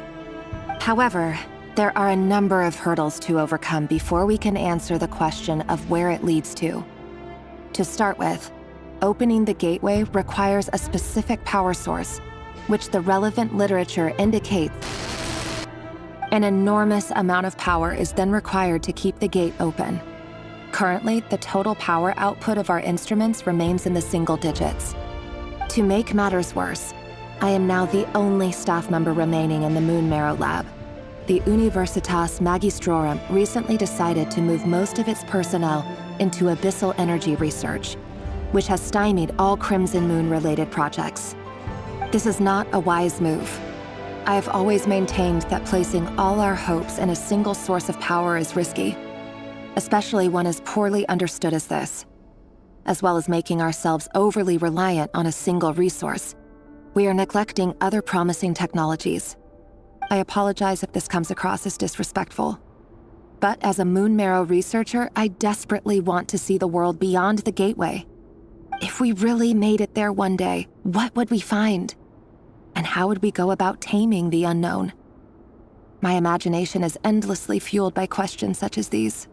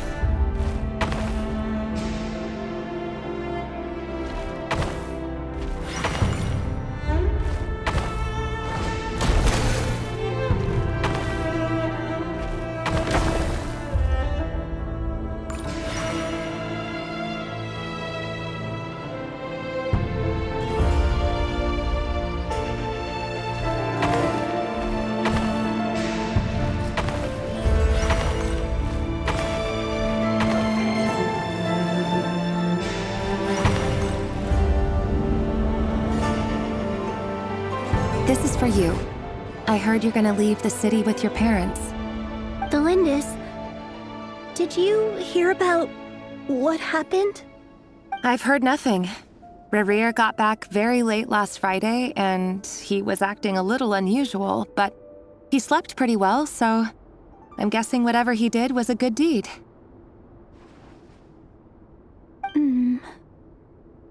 You never saw him, and I don't know what he did. And this conversation never happened. You understand?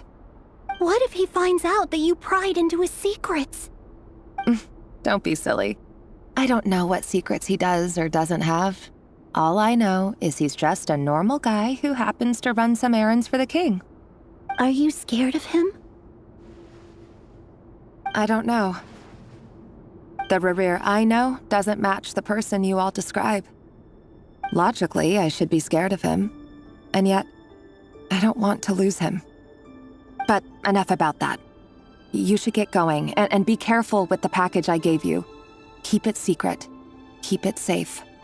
What's in it? A piece of the moon.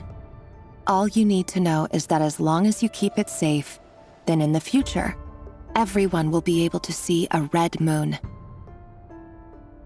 A red moon?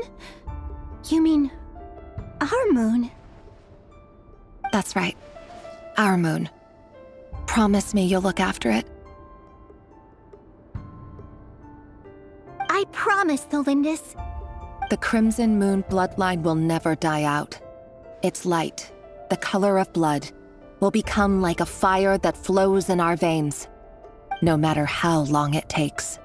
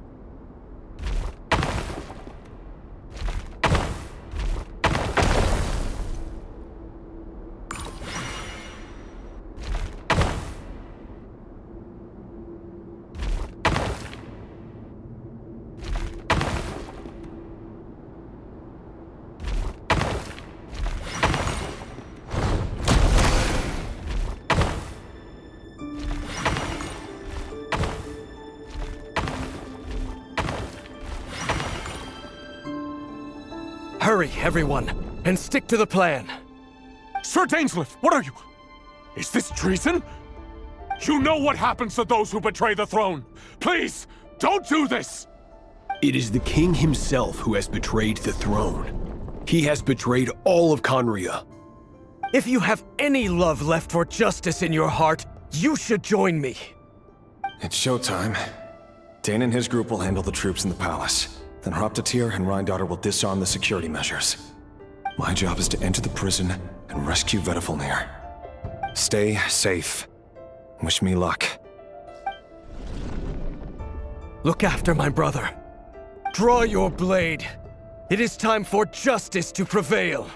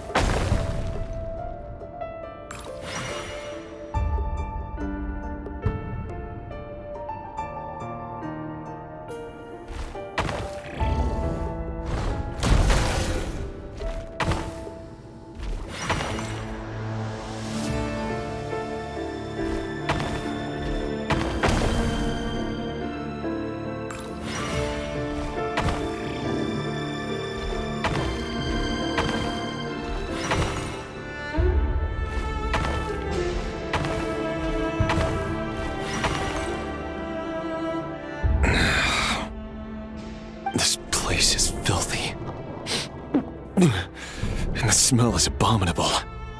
Clearly, the king doesn't allow his prisoners a single shred of dignity. This is dire. Found you.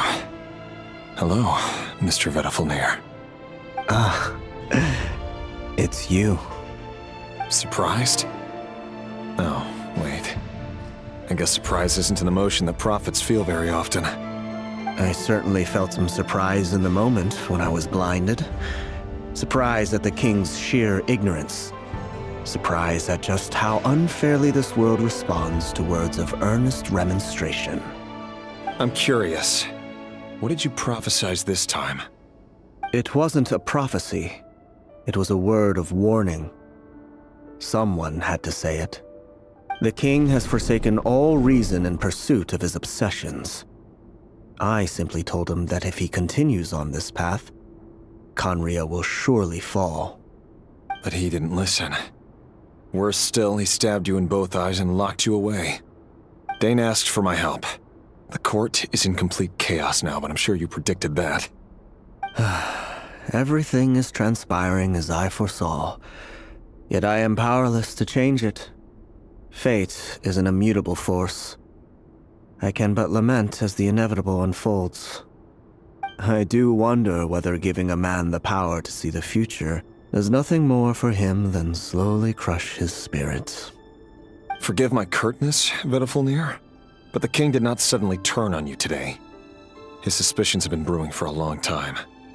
You can't have wisdom beyond the reach of your fellow man without attracting his fear and suspicion. There are things the king does not want to see. So, he doesn't want you having visions of them either. He blinded you because he thought this would make the visions stop. He wasn't entirely wrong.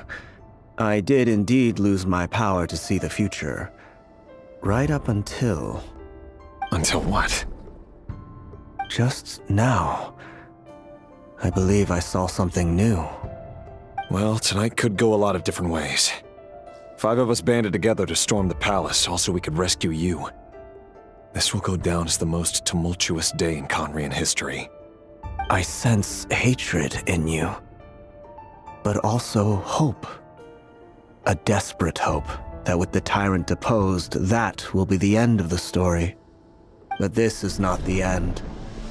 It is the beginning of a new chapter in a whole new story. There are many men of honor and courage in this world, Rerir. But you are not one of them. You're not here for justice, are you? You're here for yourself. Is that a dagger? Interesting. Why not the polearm? It was always your weapon of choice. With your abilities, I don't doubt that you were able to recover some of your sight. But I also doubt that you want to make an enemy of me right now. Of course not. We're on the same side, aren't we? We could be.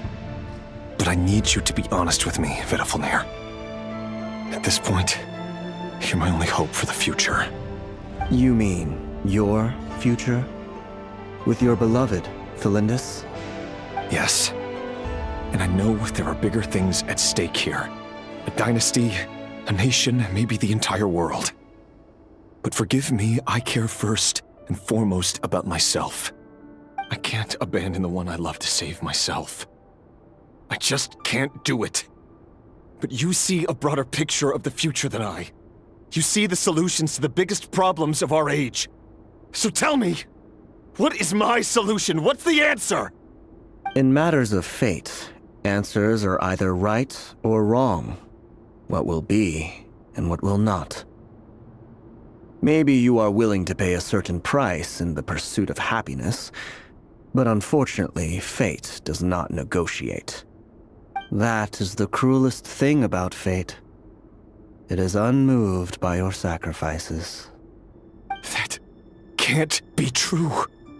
I know it's your voice that I keep hearing in my head, urging me to see how the world is changing, to seek more power, so I can protect the things I love. You show me disaster, but you won't show me how to avoid it? Why? Why are you doing all this? My voice. In your head.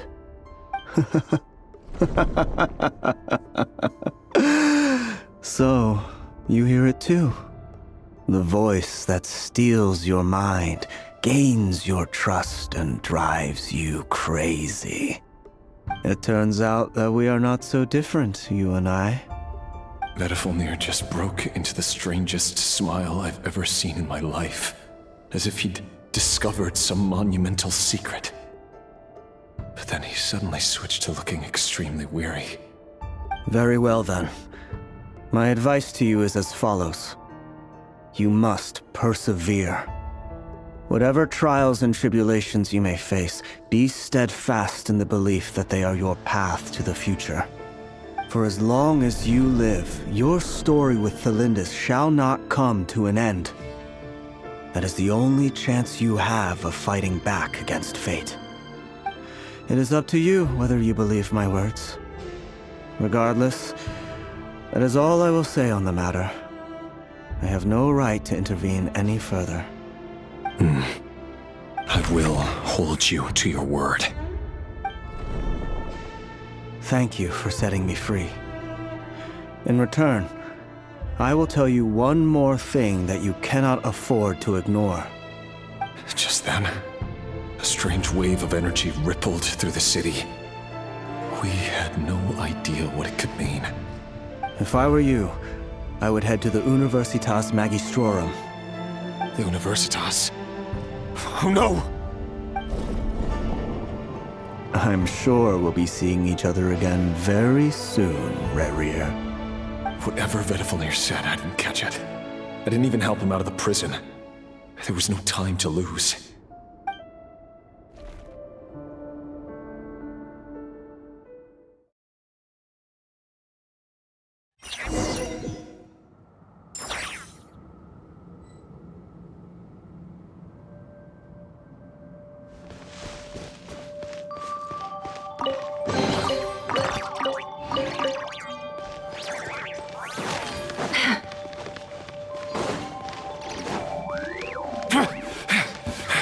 Monsters?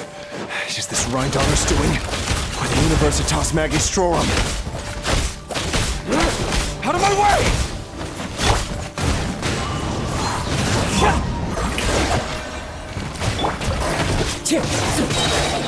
Fallen leaves, adorn my night!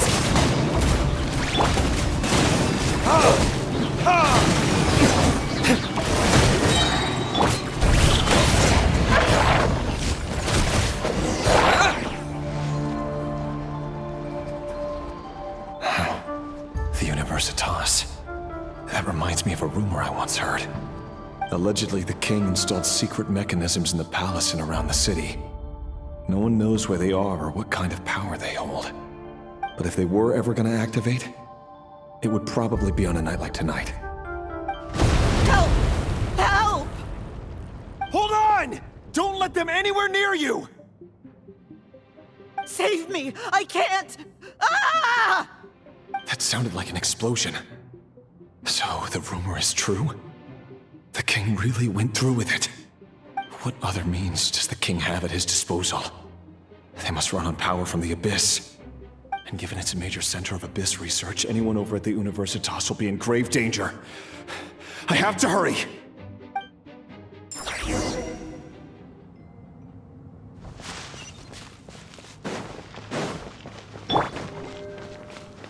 Strike a pose!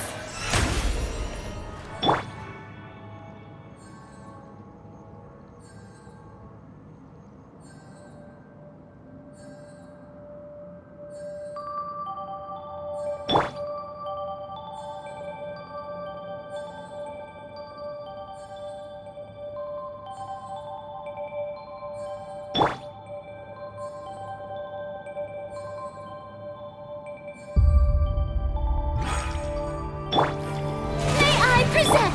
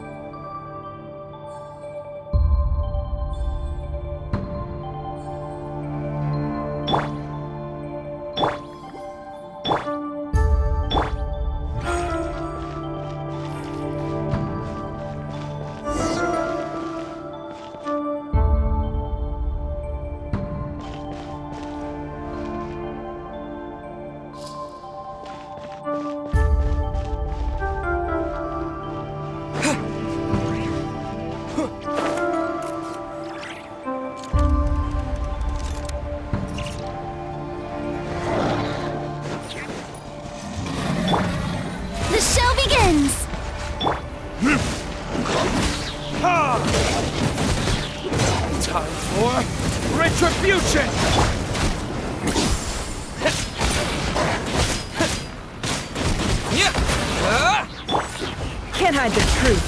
It all adds up. Seek within.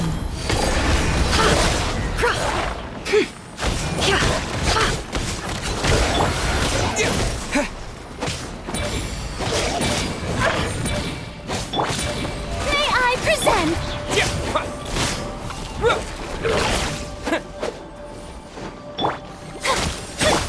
Can't hide the truth.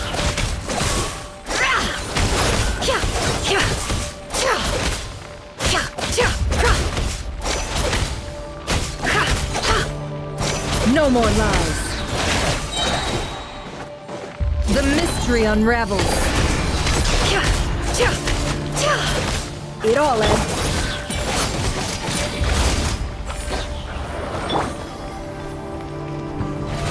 How brilliant!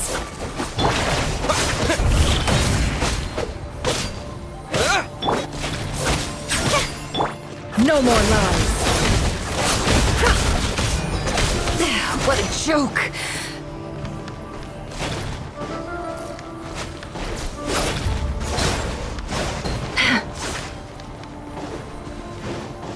Can't hide the truth.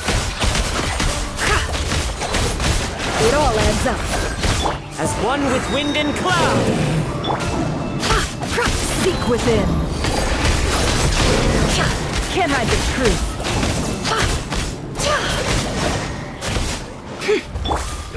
The show begins!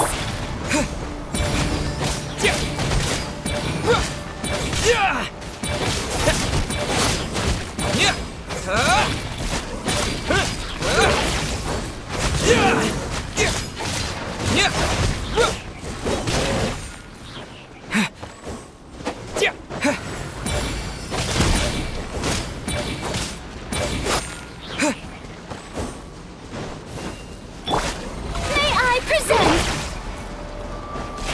No more lies. Can't hide the truth.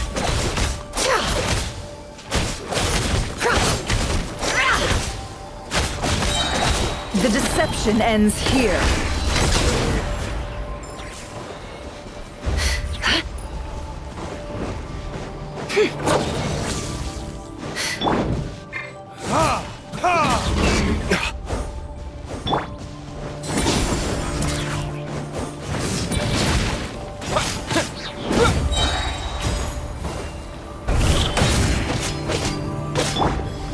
The show begins!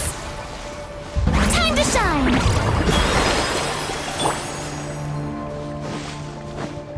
Verdict is...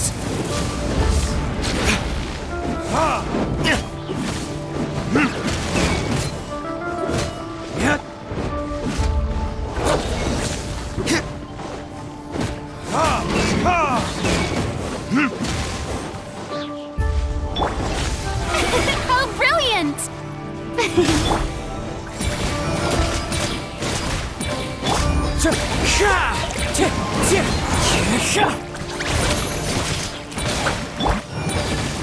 Burn!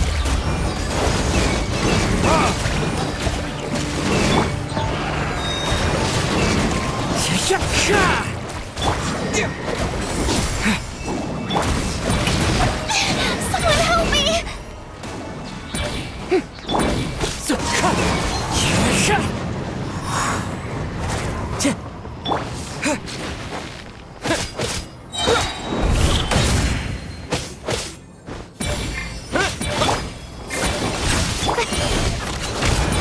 No more lies.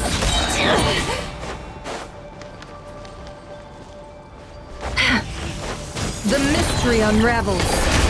Can't hide the truth.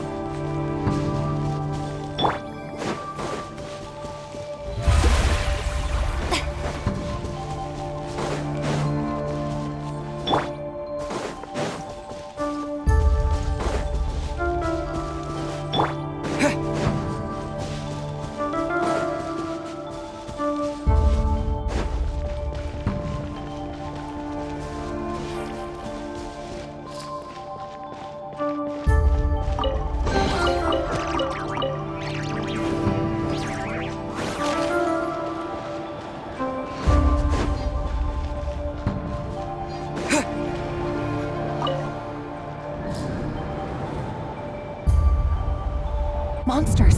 At the Universitas Magistrorum? Why now? Oh no! They're coming! It's no use. The table won't hold out much longer. The weapons. Where are the weapons? Of course. All the lab equipment was upgraded after the inspection last week, but the new weapons haven't been allocated yet. I'm done for. Is anyone there? I need help! Ah!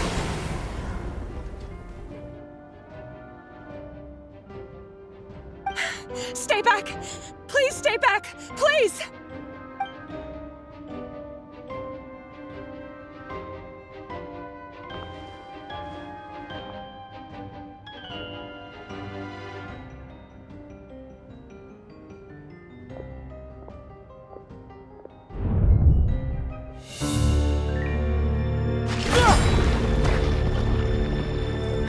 What's that? Reverie! So the rumors about your work are true. What? No! Listen, something happened at the palace tonight. We have to leave! You don't need to lie to me anymore. What do you mean? I know why you're worried, and I will respect the decision you've made. But it's okay, because I found a solution. I know how to end all this. You can have it back. The normal life you so desire. But until then, I'm afraid our wedding will have to wait. Cylindus? No, don't do it! Cylindus! Cylindus!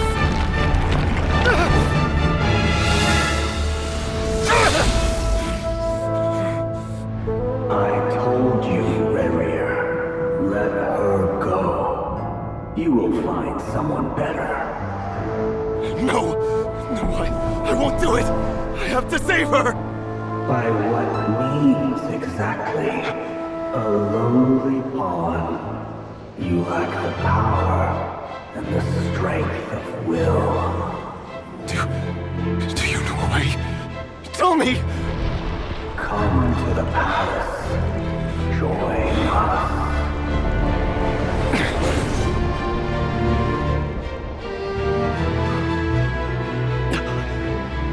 Reverie, thank goodness we... Step forth and take your share.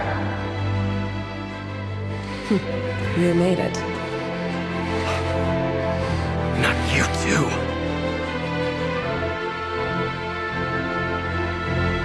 Hatred or grief, despair, desire. We all have our own.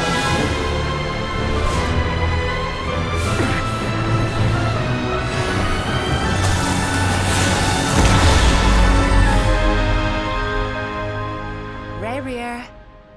Reverie. Cylindus? Were you daydreaming?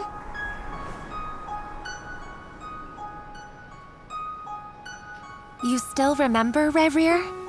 That question you asked me a couple of weeks ago? Oh. You mean the proposal? Yeah. I'm wondering, where do you think would be a good place to discuss it? Maybe in the garden? Or were you thinking a fancy restaurant? It's your choice.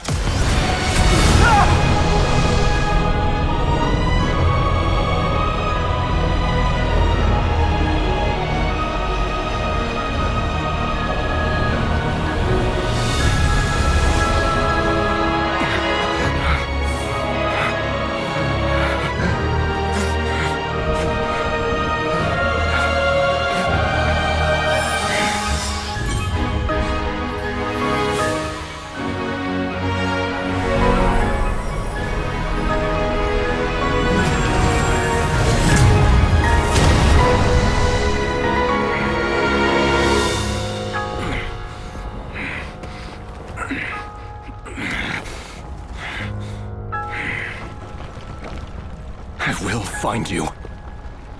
And then, You can give me your answer.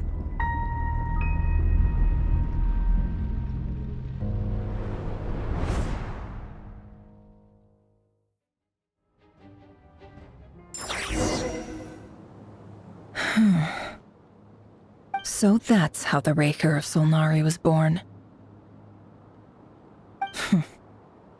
A monster created by circumstance is a monster all the same. Viewing other people's thoughts for too long can get uncomfortable. Right now, I'm feeling a strong sense of loathing. In a nutshell, the story of Conria is what happens when the truth falls by the wayside. Everyone tells little white lies, and before long, you have a huge pack of lies that destroys everything. Phew. Time to get back. His past is filled with sorrow, but the tale of any fallen civilization is one of endless tragedy. Cruel as it may be, that was Conria's fate.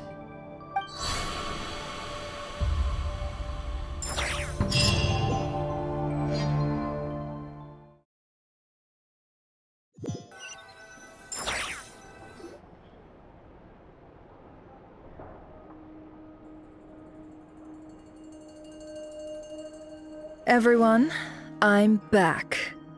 Can I get a standing ovation? Never! How are you holding up? Feeling okay? She's fine. Boss is a pro. Yes, I'm fine. You will have seen the events of Rarir's life through my thoughts. It's now clear that he is just a regular nobody, driven by personal tragedy, as he said himself. I mostly agree.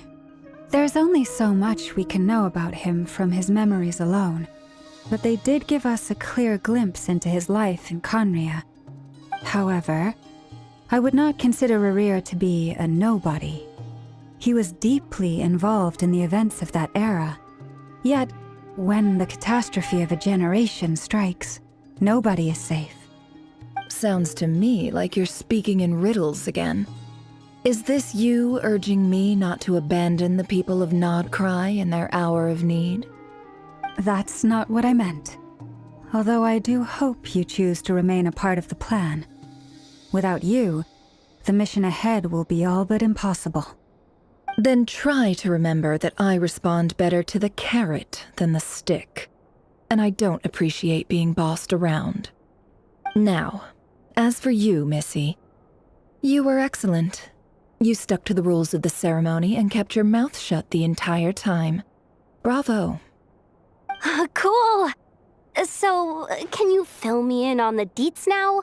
Most of what I saw went right over my head. Patience. You'll hear the whole story, don't you worry. But let's meet up with the others first. It will save me narrating it twice. Yehoda? Yes, boss. Let me get that door for ya. That's more like it. For a moment there, I was worried you'd forgotten about the first clause of your employment contract. Forgive my curiosity, but what does the first clause say? It says I gotta do the annoying stuff that boss is too lazy to do for herself. Like opening the door, pouring the tea, yada yada. Is that right? If something is in the contract, it's because she willingly agreed to it. Rest assured that the Curatorium abides by the very strictest of labor policies. You don't seriously think I'm cruel enough to treat her like my slave? In any case, I've hardly shied away from my share of the work today. Hope I don't catch Flintz and Varka lounging about in their chairs, enjoying a leisurely cup of tea. There's nothing I dislike more than other people enjoying themselves while I'm hard at work.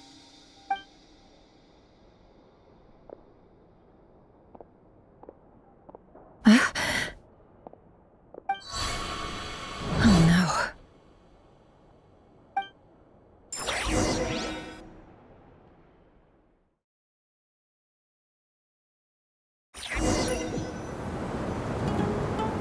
Sorry to disturb you, but we seem to have run into some trouble.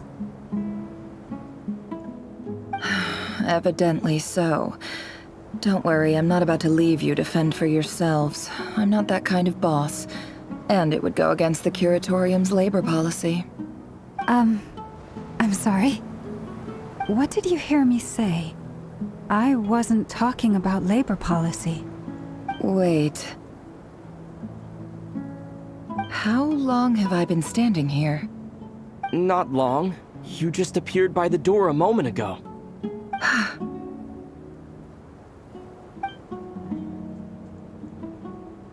Boss, what's wrong? You look like you've seen a ghost. We've been tricked. We never left at all.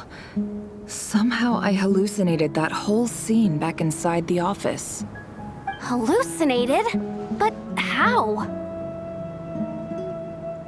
How indeed. This place should heed my will alone. All thoughts and actions that occur in here are just a result of pawns moving across the chessboard in a carefully calculated manner. And nobody has access to this chess set but me. So you control everything in here? More or less. But yes, it's a special technique of mine. Has anything like this ever happened before? Only once. It was the first time I used the chess set. Is there any similarity between what happened then and what's happening now? I suppose my thoughts are a little turbulent, which was also the case my first time. Is there anything I can do to help? The first clause of your contract clearly states that I only need your help with things that I'm too lazy to do myself.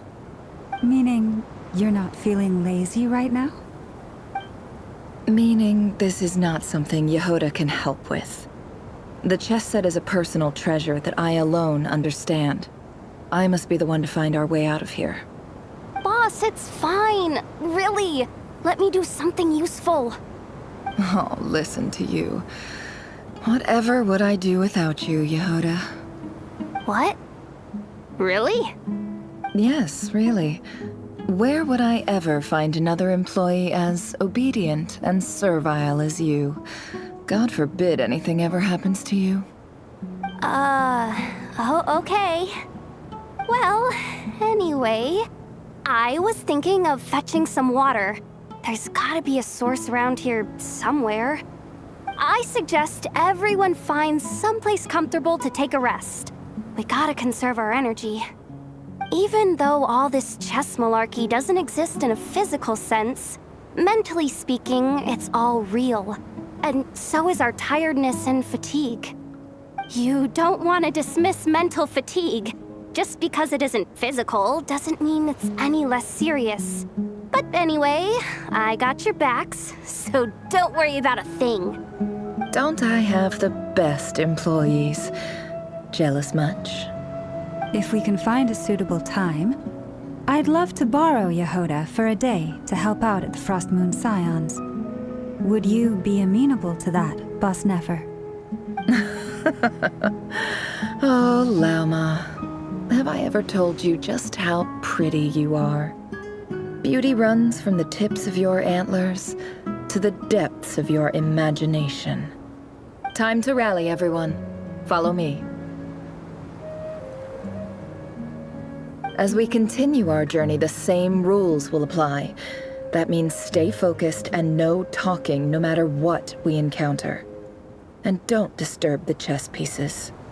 You have my word that I will get us all out of here.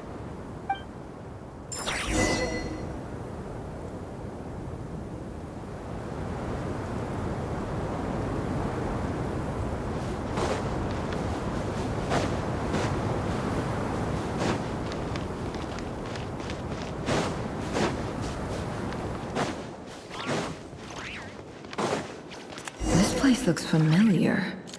That's not a good sign. There's someone up ahead. Time for a little chat.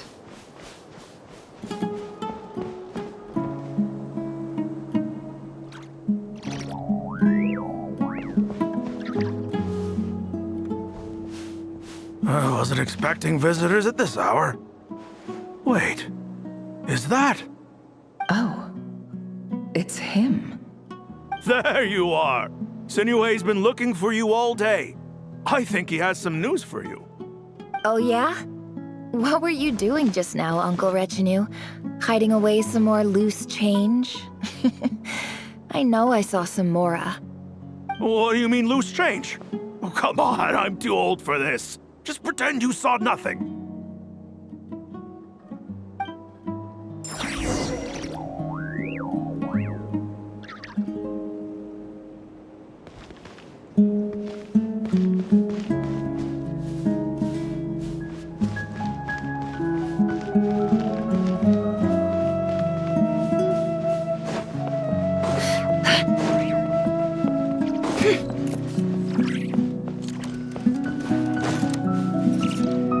Hey, kid.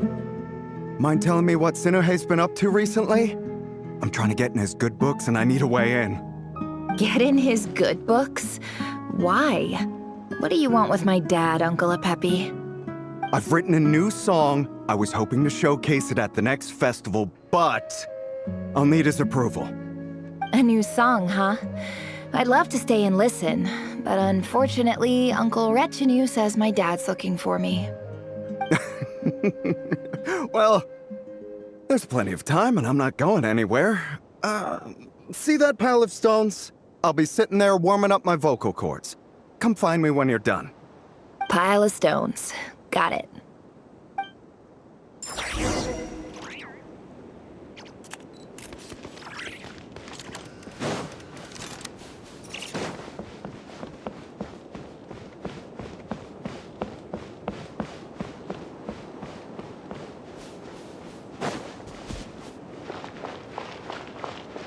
Hi, Dad. Uncle Retinue said you were looking for me. Ah, there's my little princess. If you'd gotten back just a little sooner, you could have shared the spoils of war with me. Spoils of war? Who were you fighting against, Dad? It was just a figure of speech. The aftermath of a sandstorm is no time to be waging war. I was talking about our war against thirst. I went out to fix our water supply problem, and now I'm back. Which means... We have a well again! That's right. I found a new one and brought back as much water as I could carry. It should last us for a good while. If it wasn't for these blasted sandstorms, our wells wouldn't be caving in. You wouldn't be spending all your time out searching for new water sources. As the chief of our tribe, I'm supposed to be leading us out of hardship and poverty, onto better things. You know how prosperous our ancestors were. I've told you all the stories. And look at us now, squeezed into these hovels. No one would choose this, if it wasn't for the endless wars over the years. But things are looking up. I started working with some folks from the academia a few months back. They gave me some contacts in return for my assistance in the desert. So you're the academia's helper now? Special ambassador, they call it. Think of it as a partnership. It's nothing bad, okay? We've been isolated here in the desert for too long. Seeking opportunities elsewhere is the best thing for us, and the fastest way to progress. So, do you get anything good out of being a special ambassador? Of course. My luck's improving all the time.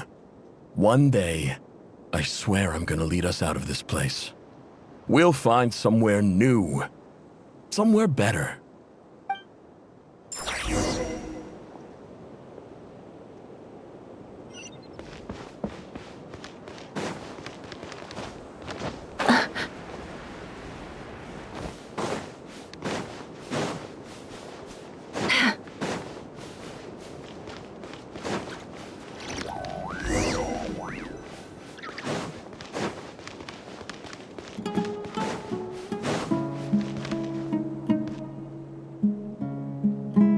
That's our well, and you know it! You stole from us! Well, you've gone from chief to thief, and now you have to face the consequences! Did you really think you could take our water without permission and get away with it? You're either brave, stupid, or both. And that special ambassador act? Yeah, nice try! We spoke to the academia. They said it was all news to them! You're a liar and a cheat!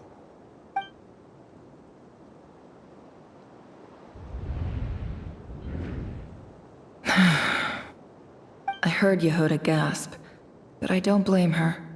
Most people are terrified by the sight of blood. Corpses strewn across the ground. The wounds are clearly from scimitars and daggers. The desert dwellers' weapons of choice. There's a handwritten note on the ground. Let's see what it says.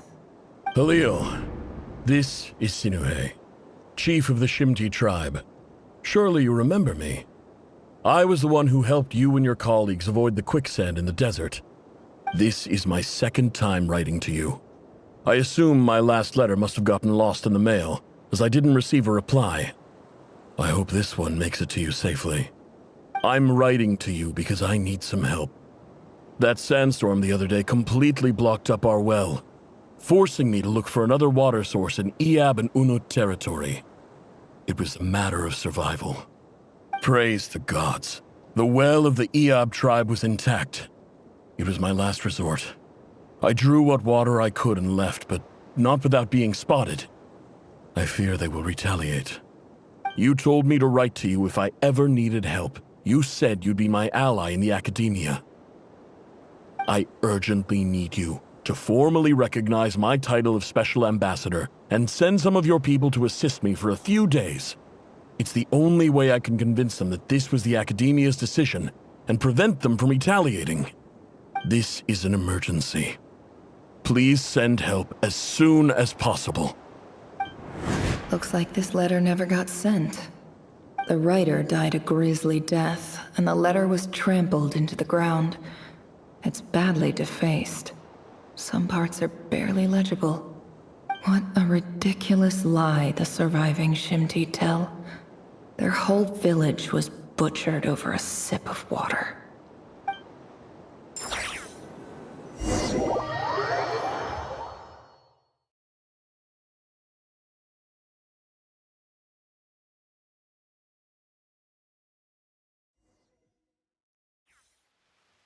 Ah, officer. Welcome. Welcome to our humble village. I thought you would at least have the courtesy to provide some respectable libations. This is the finest wine Aru village has to offer. I promise.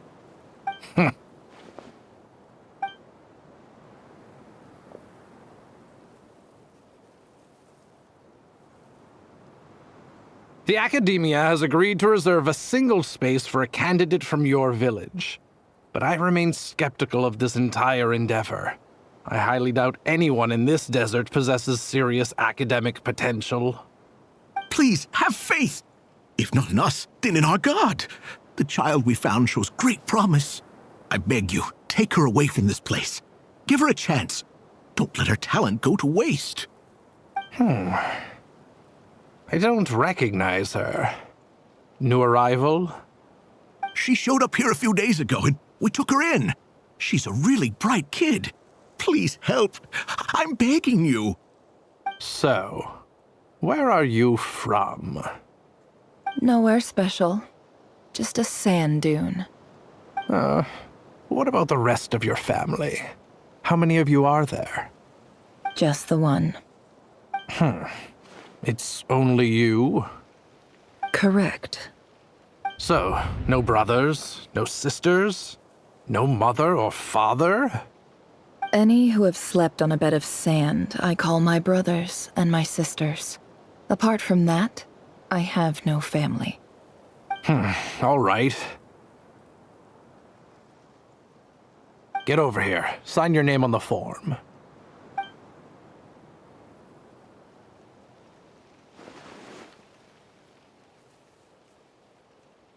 Never? You're rather fair-skinned for a desert dweller.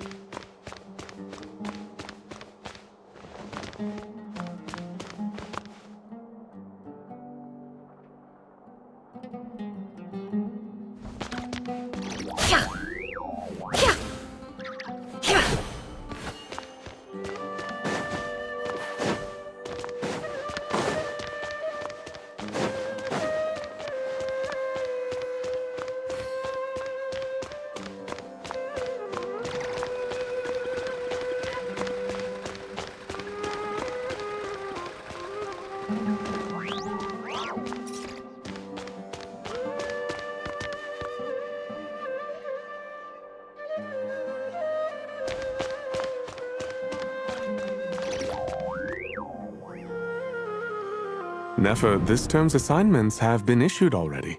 Please read through the materials thoroughly, conduct your own additional research, and then write an essay on the topic. Yes, Professor, I'm aware. I just had a couple more questions I wanted to get your perspective on. Oh? Please ask away. Well, I saw the other students' problem sheets, and I couldn't help but notice that my assignment is much easier than theirs. Do you really think I'm a weak student? A weak student? Goodness, no. Quite the opposite. You have a sharp mind, almost too sharp. I think what you're saying is, a weak student wouldn't have noticed the discrepancy. And if they did, they certainly wouldn't complain about the lighter workload. You see, sharp as they come. You see things the way they are, and I'm sure you know why they're like that. Because of where I come from. Because I'm different. I'm sorry, Nefer. I don't like it any more than you do. It's just... Anyway, you said you had a couple of questions. What's the other one? I wanted to check. If someone sent me a letter to the academia, where do I go to collect it? Ah, your family wrote to you. Well, as long as they put your name on the envelope, someone should hand it right to you.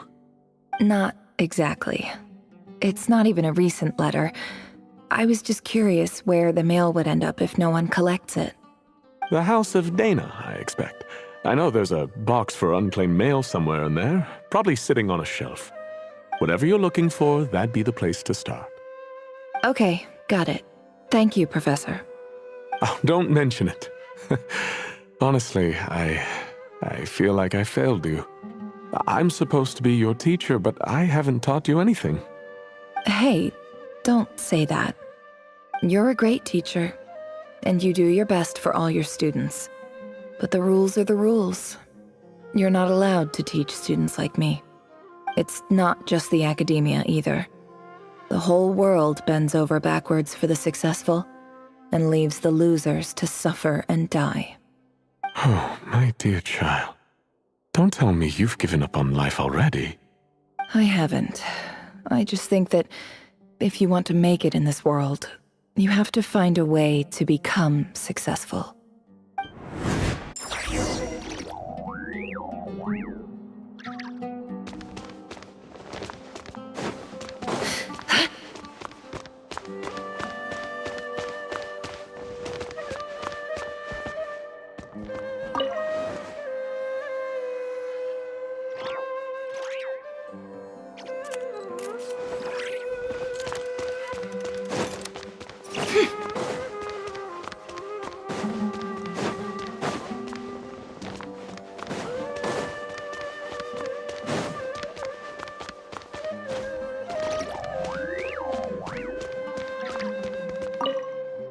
This must be it. A big cardboard box full of unclaimed mail. And probably some letters that ended up here by mistake, too. Let's take a look.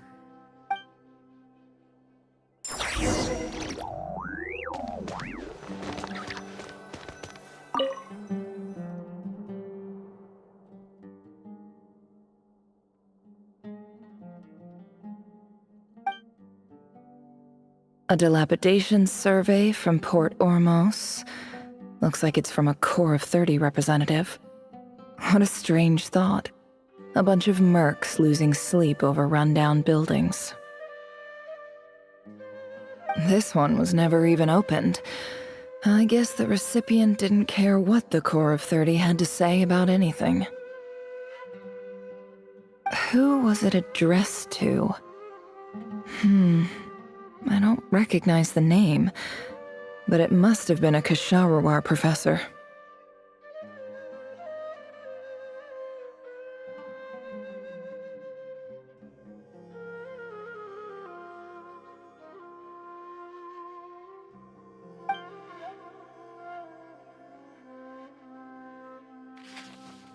This one is addressed to the Immorta Sage. The title is Changes Observed in Satyavada Life Symptoms. Why do all these letters read like full-blown dissertations?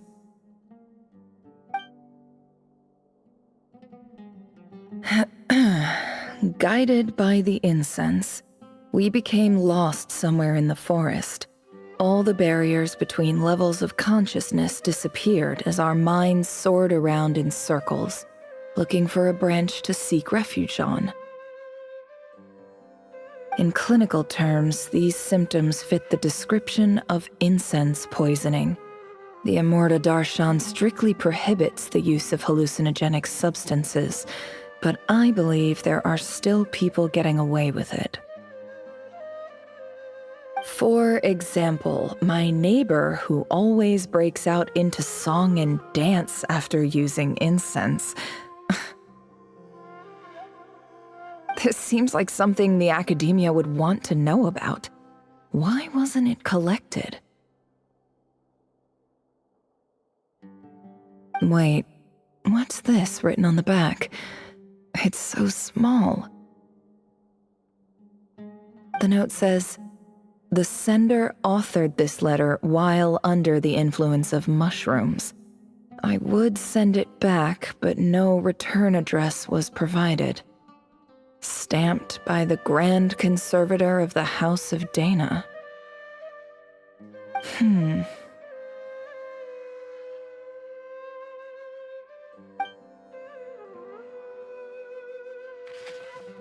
This next one is addressed to Grand Sage Azar?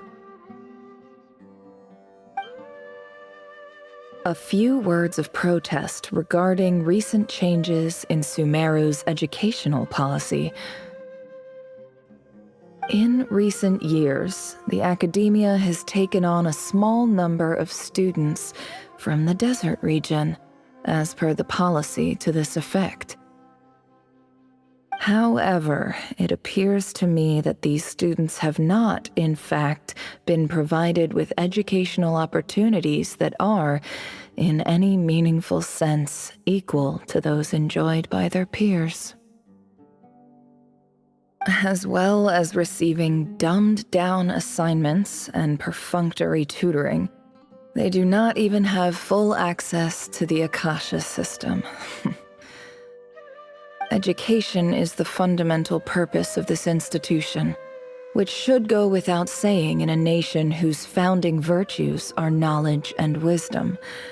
I ask you, is the lip service we pay to the policy of education for desert students truly the standard of pedagogy to which the academia aspires? As Grand Sage, policy decisions are your prerogative, but do not forget your roots. You and I were once students too, as was everyone else in this institution. I do hope you will give some serious attention to this matter. I encourage you to discuss issues like this with myself and others, and listen to some alternative opinions. Great letter. Shame it didn't get to where it needed to go. And the sender is... Sage Cyrus of Spontamod.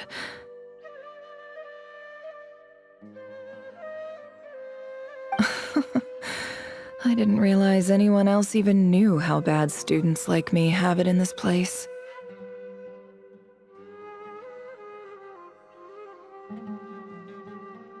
So this is where letters from the Sage of Spontamod end up? Nice one, Grand Sage. Really enlightened leadership. Whatever.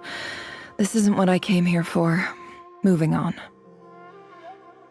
I'm not exactly holding out hope that a letter sent from the desert would even make it here.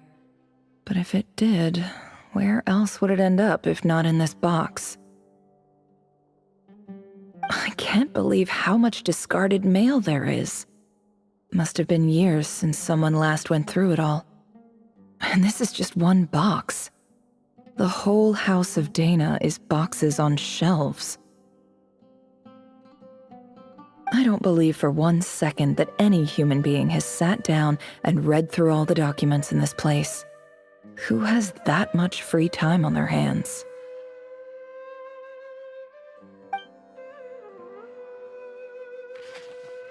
Wait, could this be it?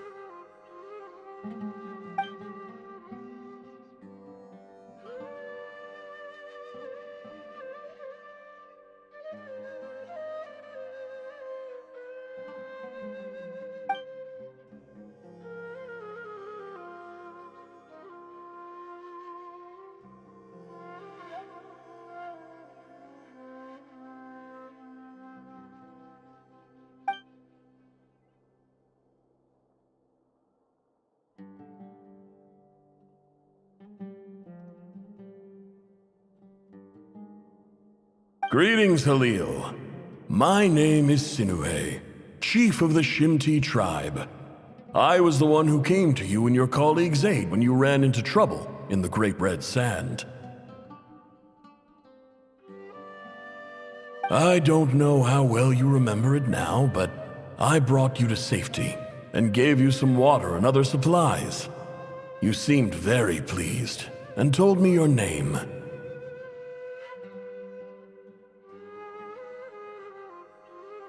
In my tribe, learning a person's true name is serious business, and I therefore see you all as friends. You were kind enough to leave your contact details, so we could stay in touch.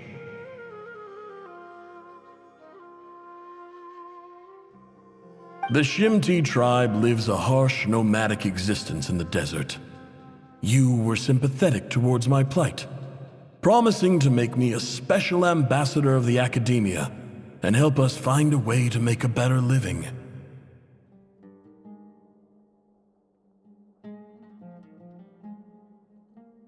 This brings me to my reason for writing. Our tribe has fallen on particularly hard times, and I would like to ask for your assistance.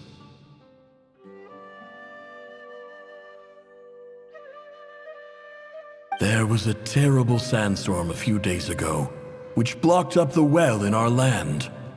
To ensure my people's survival, I had no choice but to venture into Iyab and Unut territory in search of an alternate water source.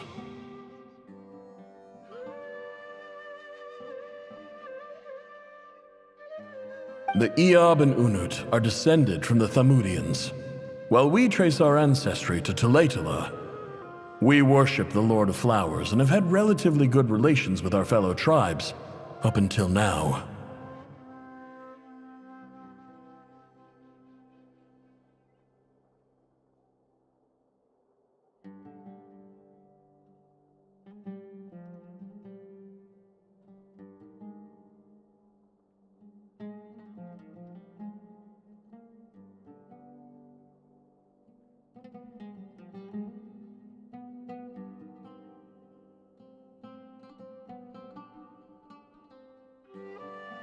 I found a well belonging to the Iyab tribe. They declined to help us, but I really had no other option. So I took some water to keep me and my tribe alive. My actions are certain to incur their wrath. When we met, you assured me that you would be my ally in the academia. I would like to take you up on that offer, because I really need your help. I wonder if you could send an academia representative to meet with me. That aside, the last time you were here, you mentioned that the academia had started accepting students from the desert, and I told you a little about my daughter, Nefer. We have next to no resources here in the desert, and my power and influence are limited. Would you consider enrolling my daughter at the academia? She is a smart girl. I know she won't disappoint you. From the outset, the academia never took you seriously. Those things they promised were just empty words. I doubt they even remember the name Sinuhe. And you were so emphatic that your luck had finally changed for the better. You swore you'd lead us to a better place one day. You spoke with such conviction, like you were the most powerful chief in the whole desert. You liar. You lied about everything. You promised the world and delivered on none of it. And who fell for it? Just me, by the looks of it. Despite your best efforts. Which makes you a pathetic liar. You weren't even any good at it. I think I'll take over from here. Let me show you how it's done.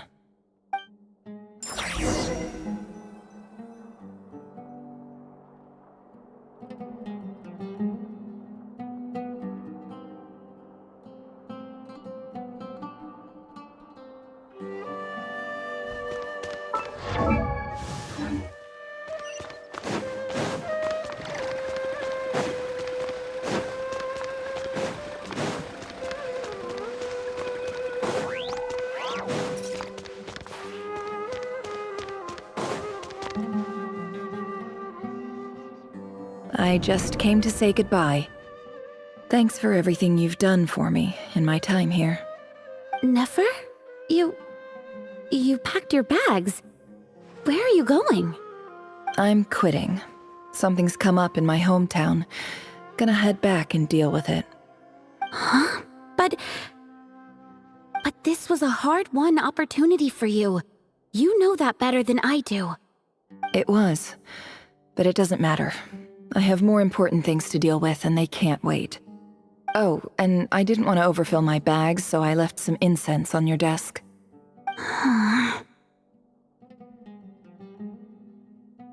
What's wrong? I thought you liked incense.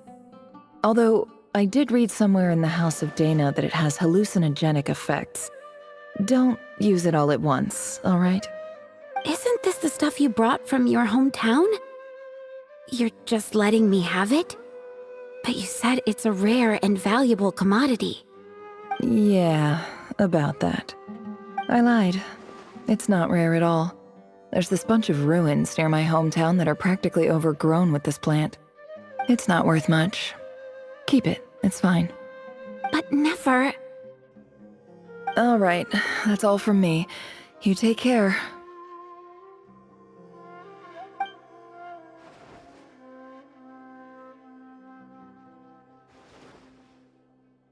Don't forget me, okay? I mean, we're more than just classmates, right? We're friends. Yeah, I'll remember you. I lied again. That incense is worth a fortune, and it's a rare find even in those ruins. And as for remembering her, I have far too much to do when I get back. No time to reminisce. I'll be lucky if I even make it through this alive. But either way, I expect I'll forget you pretty quickly.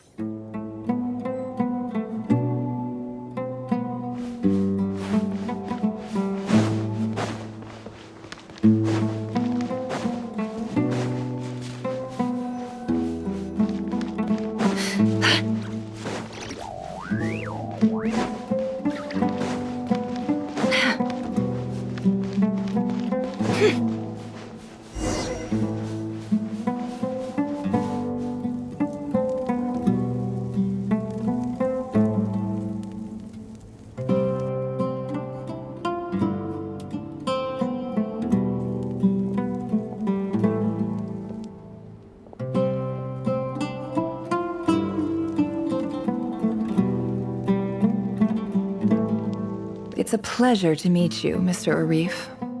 So, What does the Academia want? Since they've sent their special ambassador, I assume there's a big business deal to be made. If not, I'd be very disappointed. Please, sir, lower your blade. You're lucky I'm the one they sent. Not all special ambassadors share my admiration for the Eab people. The ever-shifting balance of power in the desert reduced the once great civilizations of this region to rubble and sand. But the story of the Eab has a very different trajectory. Others grew weak, but you grew strong, beginning in obscurity and moving to prosperity. You're the only ones who defied the trend. Huh. So, you do know who you're dealing with? This well is the perfect symbol of your strength, is it not? It used to belong to the Unut, but it looks like you have control over it now. You're not wrong. But I'm sure you didn't come all this way just to flatter us. Of course not. I came to bring you some very good news. Some information that recently came to light, which might just be your ticket to freedom. Records uncovered by the Vahumana Darshan show that a certain well currently under Eab control is built on top of some ancient ruins. These ruins are of great archaeological interest to the Academia. I checked the map carefully on my way over here, and I'm confident that this is the well in question. The Academia is offering 50 million mora in return for excavation rights. 50 million? No, wait. If these ruins are as important as you say, 50 million's a little low, don't you think? Don't get greedy, Eab. We know far more than you think. We know that you seized this well by force. Wasn't that the first step in your rise to power? To drive away the Unut and steal their water supply? So what if it was?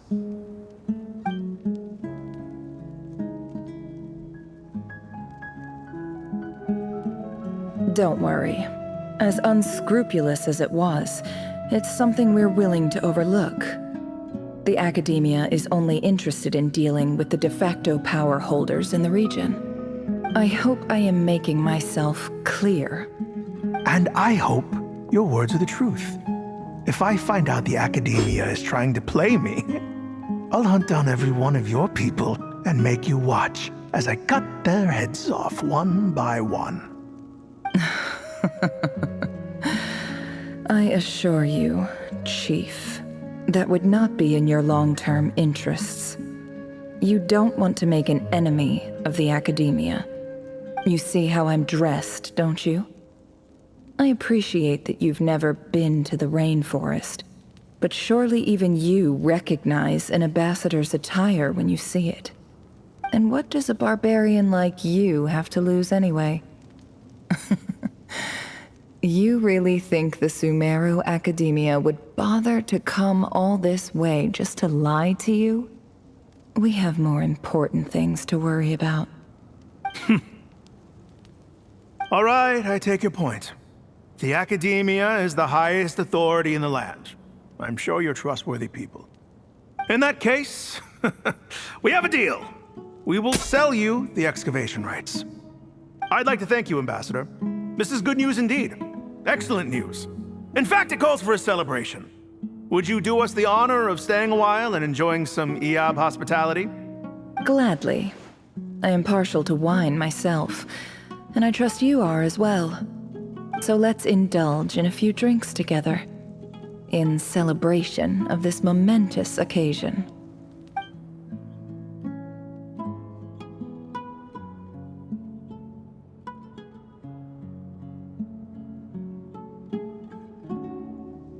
Chief!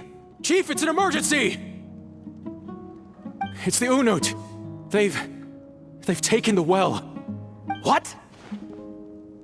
Well, don't just stand there. Take it back. Yes, Chief. I have every confidence in the Eab's military superiority, and yet... Well, what is it? The Unut's response was alarmingly fast. The day after we reach a deal, they seize the well. This can't be a coincidence. Perhaps there is a traitor in your midst. I don't think so. I am obliged to remind you, Chief, that the Academia will only deal with the de facto power holders. If you cannot regain control over the well, I'm afraid you won't see a single mora of that 50 million. No! Please, Ambassador, just give me some time. I swear the Unut will not get away with this. That well is ours, and so is the mora. Glad to hear it. I will wait here for an update. If there is a traitor, I will find them. In the meantime, make yourself at home. I'll report back as soon as I have an update. Much obliged. Wow. All it took was a few words and I've got him wrapped around my finger. What an amazing feeling. So, in summary, Ambassador, the Academia would rather negotiate with our tribe instead of the Eab, yes? The Eab are ruthless murderers who don't listen to reason. And now they have the gall to interfere in our research projects in the desert region. So let me ask you, Chief, if you were the Academia, what would you do? Kill them all, of course. Precisely.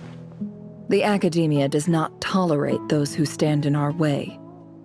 The Eab have held back our academic pursuits for too long, and our patience is wearing thin.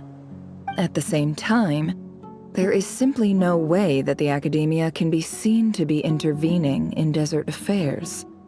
I'm sure you understand where I'm coming from. We have our own rules out here. If the rainforest dwellers raised arms against a desert tribe, it'd start a bloody war. Right. We can't confront them ourselves, but we can support their enemies. The Unut have always had strained relations with the Eab, which makes you our natural allies. Natural allies. Weren't the Eab your allies once? You were quick to send them after us to protect your interests back when we stole that water. And now look at you. You're at each other's throats. Let me be clear. The Academia wishes to collaborate with the legally recognized rulers of the desert in this matter. We are asking for excavation rights to that well, and our offer is 50 million mora. Say no more. I believe we have an understanding. Good. Then I suggest you get to work. Get us access to that well, and the mora's yours. You see, Dad? Lying is easy when you know how. People will believe anything.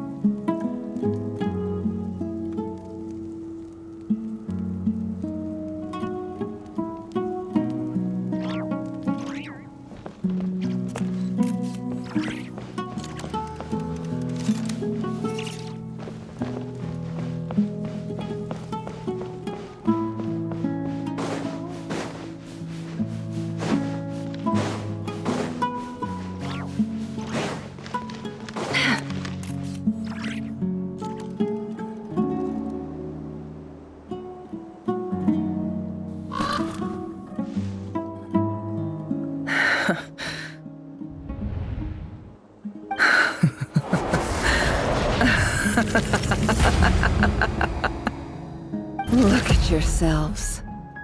You may be vile, savage monsters, but your butchered bodies bleed like any others. You're no different. You're nothing special at all. The monsters who destroyed my home, they're just ordinary, petty human beings. What a joke.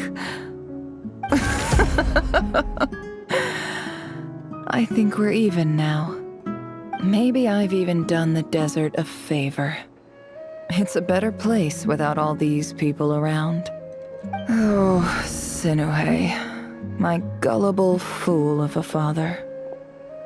Perhaps if you'd been as ruthless as I was today, our tribespeople would still be alive. In this dog-eat-dog world, a chief needs to be tough to survive. But you couldn't do what had to be done. So I did it for you.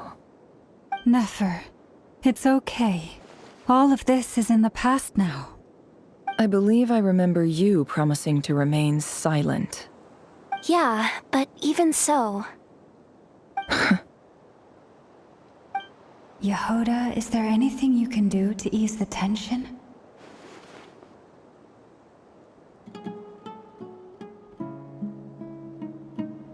Alright, time for a sharp turn onto a completely different topic. So, anyway, that's enough of that. When are we getting out of this place? Feels like we've been walking forever. I'm getting pretty tired. Oh, Alma, you tired? Yes. If we can find somewhere to sit down, I could certainly do with a rest. It's not far now. There should be a temple just up ahead.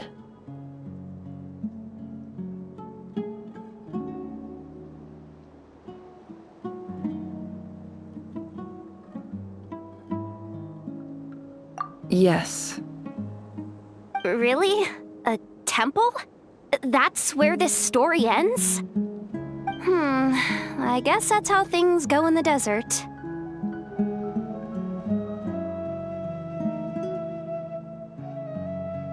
Desert dwellers can never escape their destiny. Or so everyone says. I never wanted to believe it, but looking back now, I'm as desert as they come. You mentioned a temple. What's waiting for us there? My biggest trade secret of all. Ah. Then I'm guessing it's where you got your power from. The power to peer into other people's minds. I didn't know you were clued up on any other religions. I'm no expert in the history of Sumeru, but since you come from the desert, I would imagine it has something to do with King Deshret. Sounds impressive.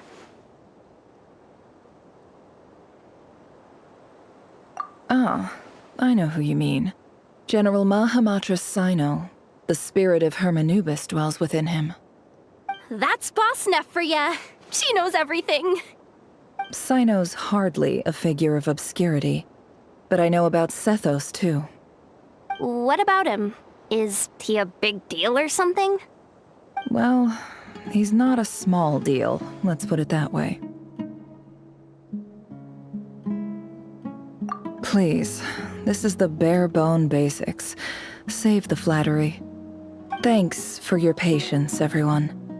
I'm sure it's been a lot to take in. With any luck, that's our exit just up ahead.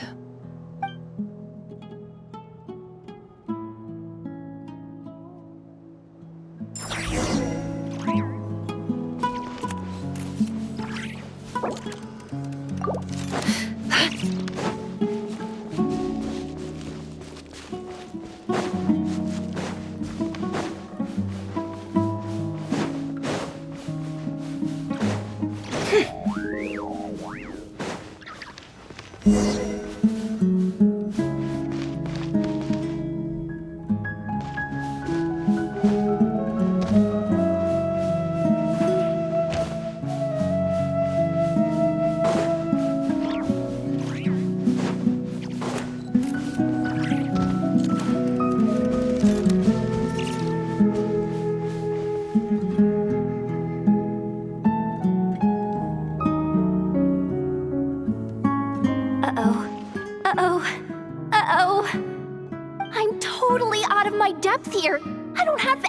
anything to add about any of this stuff. Like, look at that statue, for instance. I want to do the whole name-dropping, this girl knows her stuff thing too, but I've never seen anything like it before. A statue with the head of a bird.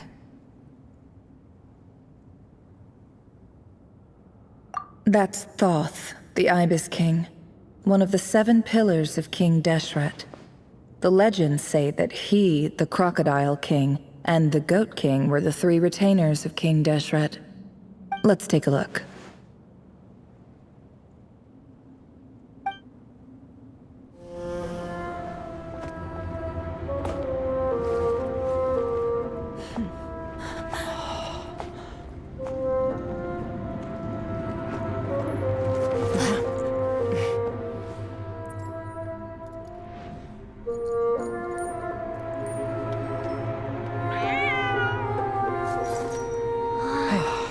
It's just Ashru.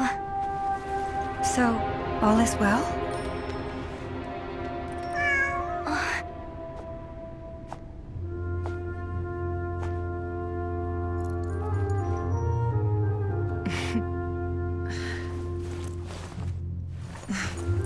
Typically speaking, at this point, the world disintegrates. Then we find ourselves back in the outside world. Besides, these are my memories. There's nothing to fear. You're sure?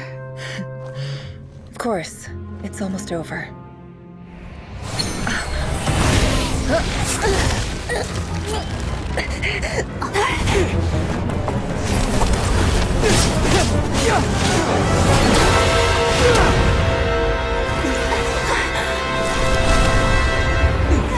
Never! Hey! Hold on!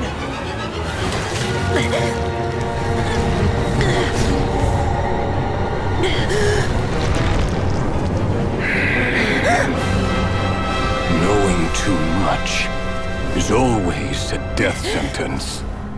Speak for yourself.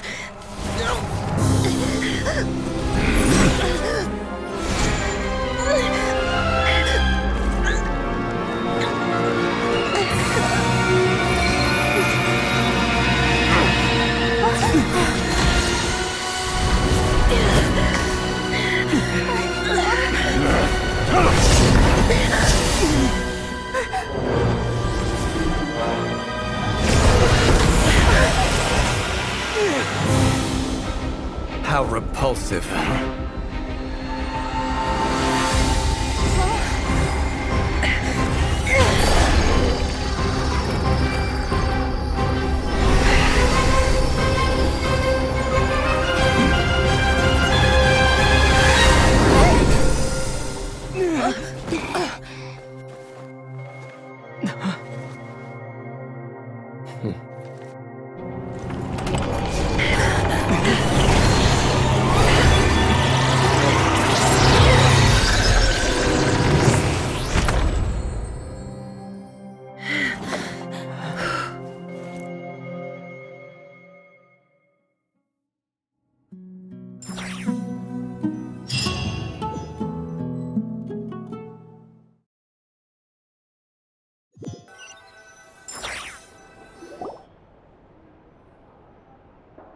Timed that pretty well, didn't I?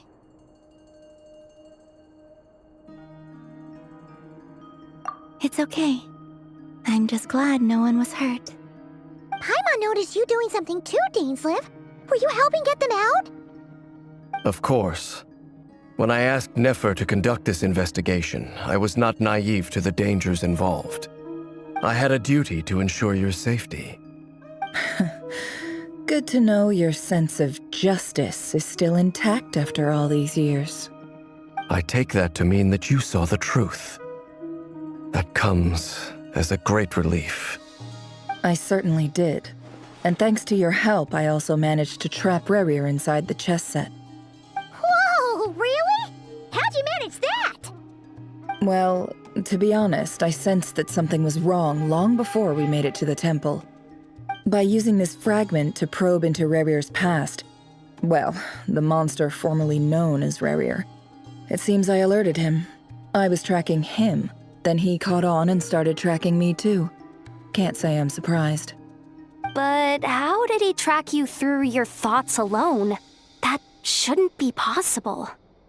Rerir was a secret agent who reported directly to the Vinster King. He is an expert at finding a trail and hunting down his pursuers. No wonder. He infiltrated the chess set, read my thoughts, and built a new virtual chess set inside of it. That's why we weren't able to leave at first. Speaking of your chess set, it's quite a remarkable item. Would I be right in thinking you have some connection to King Deshret? You overestimate me. I only have a connection with one of his underlings, the Ibis King. You all saw how this came to be. A long time ago, the Iab massacred my tribe, the Shimti, in our home village. A few years later, I enrolled in the academia, where some new information came to light. The Unut and the Iab fought a bitter battle over the rights to a well, all for the sake of a non-existent 50 million mora. The Iab ultimately won that confrontation, but their victory came at the cost of almost every warrior in the tribe. The final blow to the Iab came at the victory feast, when an Unut assassin beheaded their chief right before my eyes. The remaining Iab fled and have been scattered to the winds ever since. Having gotten my revenge, I returned to my hometown, where to my surprise, the nearby temple was still standing. There it was, seemingly immune to the relentless hostility of the desert, while my tribal home lay in ruins. As I stood there gazing at the temple, I noticed a cat just outside. This cat, as it turned out, was home to the spirit of the Ibis King. He led me to a gate deep inside the temple, and there he made a deal with me. This chess set is my gift from the Ibis King. The chessboard within is made to the same specifications as the one in the mausoleum of King Deshret, and represents his power of piercing analysis. With this chessboard in its container, I gained a certain ability to perceive hidden secrets. Now, you could conclude that the Ibis King simply wanted to give the people of this world the power to seek the truth, but I don't believe that's the full story. Every god plays favorites.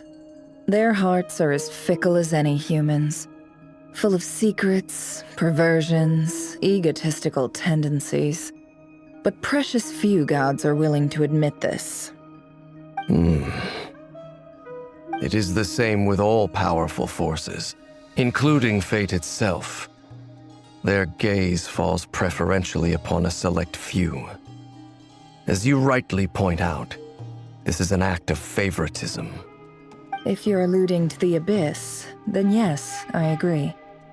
Gather the others. It's time to share everything I've learned.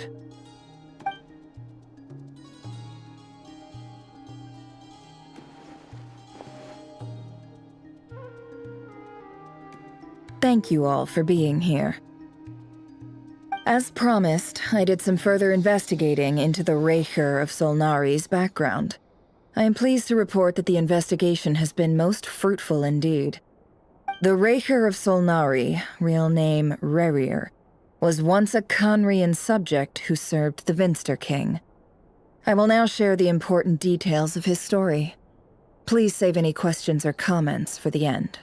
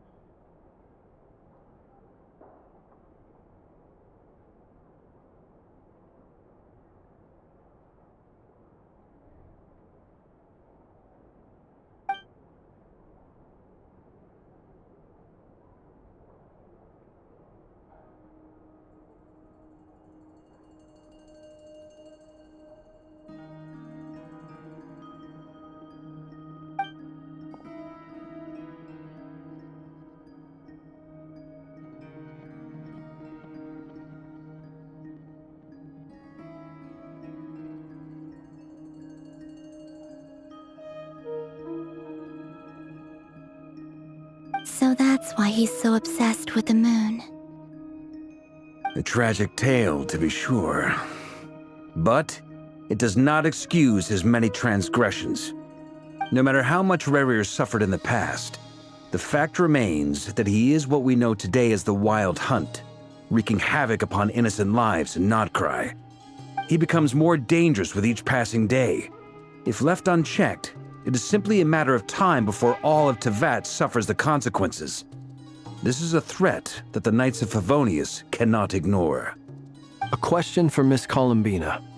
Forgive me if this is presumptuous, but have you ever seen the spatial gateway that appeared in Rerir's memory? Never. But I have heard stories of something called the Moon Gate, and this seems to fit the description. Miss Lauma, any thoughts on this? In the lore of the Frost Moon Scions, the moon is believed to hold many secrets. Some sources speak of ancient knowledge, others of a gateway to the unknown. The term Moon Gate is one I have heard before. But as is the case with all of our legends, there are no records of any first-hand witnesses. We cannot know whether it truly exists. Then back to Miss Columbina. As a moon goddess yourself, do you have some idea of where the Moon Gate leads to? Not at this stage, sorry. I do hold the power of the Frost Moon, and my strength is recovering well. I can sense that the gate would open at my command, but... But there's more to the power of the Frost Moon than that? Yes. A moon goddess has the right to open the Moon Gate, since it is a path to the moon. But as never mentioned, holding open a spatial gateway takes a huge amount of power. And right now, I need to conserve my energy to fight the Rahier of Solnari. I'm afraid this is one mystery we may have to leave unsolved for now. I agree. Better to save your strength. But if you'll humor me for a moment, I have a bold conjecture of my own regarding the world beyond the gateway. I highly suspect that neither Tholindis nor Rerir made it through unscathed. The evidence pointing to this is the fact that the Rahier of Solnari exists in the form of countless fragments. With the abyssal power he wields, no ordinary foe can touch him, let alone tear him to shreds. And yet, the Wild Hunt proliferates wherever his scattered fragments lie, drawing hordes of monsters to many different locations across the land. So your theory is that Rerir was physically torn to shreds by some powerful force? Hence, why the Wild Hunt is a distributed phenomenon, rather than a unified one? Makes sense to me. Explains why the Wild Hunt is so pervasive, and why he's been trying to piece himself back together. He was whole to begin with, and he wants to be whole again. Without the power of the Abyss on his side, he almost certainly would have perished the moment he was torn apart. But the Abyss, much like a curse, has kept him alive. I could not agree more. The power of the Abyss is most surely a curse. It is a compelling explanation, and one that accords with my present understanding of Abyss creatures. Whether the life form in question is primitive or advanced, if a curse has extended its lifespan unnaturally, it will continue to survive in spite of everything. This raises some interesting questions. I will run some experiments and see if there is any validity to my suspicions. That being said, regardless of whether my research bears fruit, I would like to thank Miss Nefer for conducting such a thorough investigation. Already, it has greatly enriched my understanding of the entity we face. My pleasure, Mr. Albedo. I too hope that the information I have shared today proves useful as we look to formulate the next stage of our plan. Hey! What is it, Dainsleif? You look really upset! It's just... when I think of the man I once knew as Rerir, I struggle to understand why things had to turn out like this. The two of you used to be friends, didn't you? I don't know if these words will bring any comfort, but my heart goes out to you. Mine too. We can never know all the hows and whys of the way things are. The moon and stars are full of untold secrets and lies, and the skies are host to many more mysteries than these alone.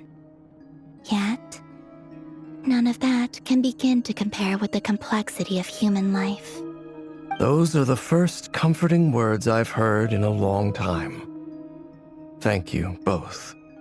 Well, I think this is a good place to end today's meeting. I'm sure Nefer needs some time to recover. She's been through an awful lot today. That's very thoughtful of you, Lama. Of course. Sounds good to me. Take some time to rest and digest before we reconvene to nail down a plan.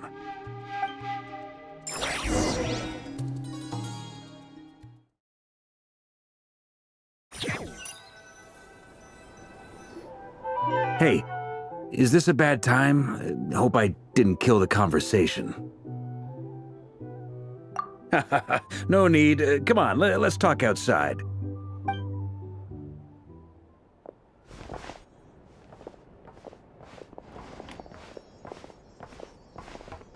Anyway, Nefer went back to the curatorium to get some rest. But before she left, she shared some things with me that I thought you should be aware of.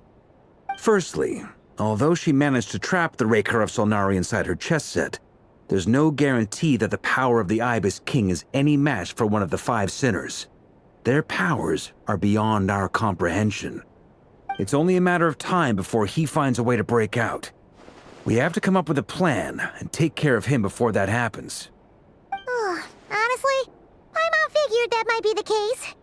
So, how long have we got? Well, I asked her that same question. She talked for a long time, but for the most part, it seemed like she was trying to convince me how precious her chess set is. What a long and storied history it has. It felt like some kind of sales pitch, you know? The kind where you end up handing over Mora against your will? Anyway, after all that, she finally answered the question. 2 days, at most. 2 days? Holy moly! Can we even recruit enough help in that time? That remains to be seen. Which brings me to the second issue. Dainsleif is obviously conflicted about this whole thing. But given how little time we have, there's no way we can pull this off without his help. You have some history with him, right? Do you think maybe you could talk to him for us? Great. I appreciate it. All right, on to item 3. So, Albedo, Durin, and I put our heads together and came up with a plan. Can't promise it's gonna work yet, but at least it's a start. We figured we'd bounce the idea off you first. We'll explore it further once everyone's recovered. Oh, Paimon's dying to hear this. All right, so here's what we're thinking.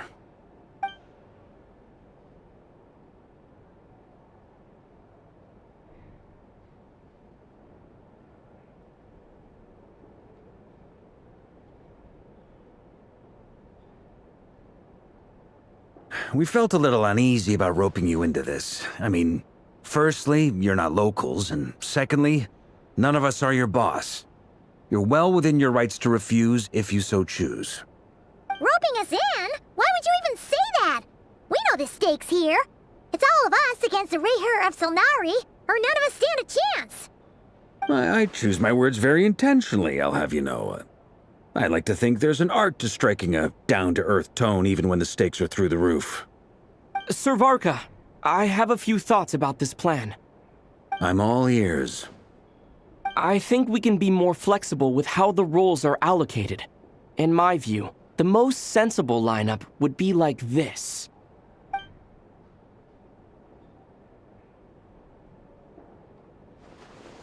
I see your point, yeah. But if that's how we're going to approach this, you'd better make sure you're ready. To be clear, I don't doubt your abilities. Far from it. I just want to make sure. Are you really willing to take all this on? I want to do everything within my power. The Rayher of Solnari is a truly fearsome opponent, and if I do my part, it'll greatly reduce the risk for everyone else involved. Well, that tracks with what I've heard. Jean's mentioned in her letters that you're so diligent it's almost abnormal. As in, most people weigh up the risks and rewards in situations like this. But you seem to just march towards danger without a moment's hesitation. Of course, everyone appreciates a fearless pioneer. But all that aside, I'm the Grand Master of the Knights of Favonius, and you're our honorary knight. I want to make sure your courage doesn't come at the expense of your safety. Thank you, Sir Varka. I should be the one thanking you. It means a lot to have you on board. I'll give some serious thought to your suggestions.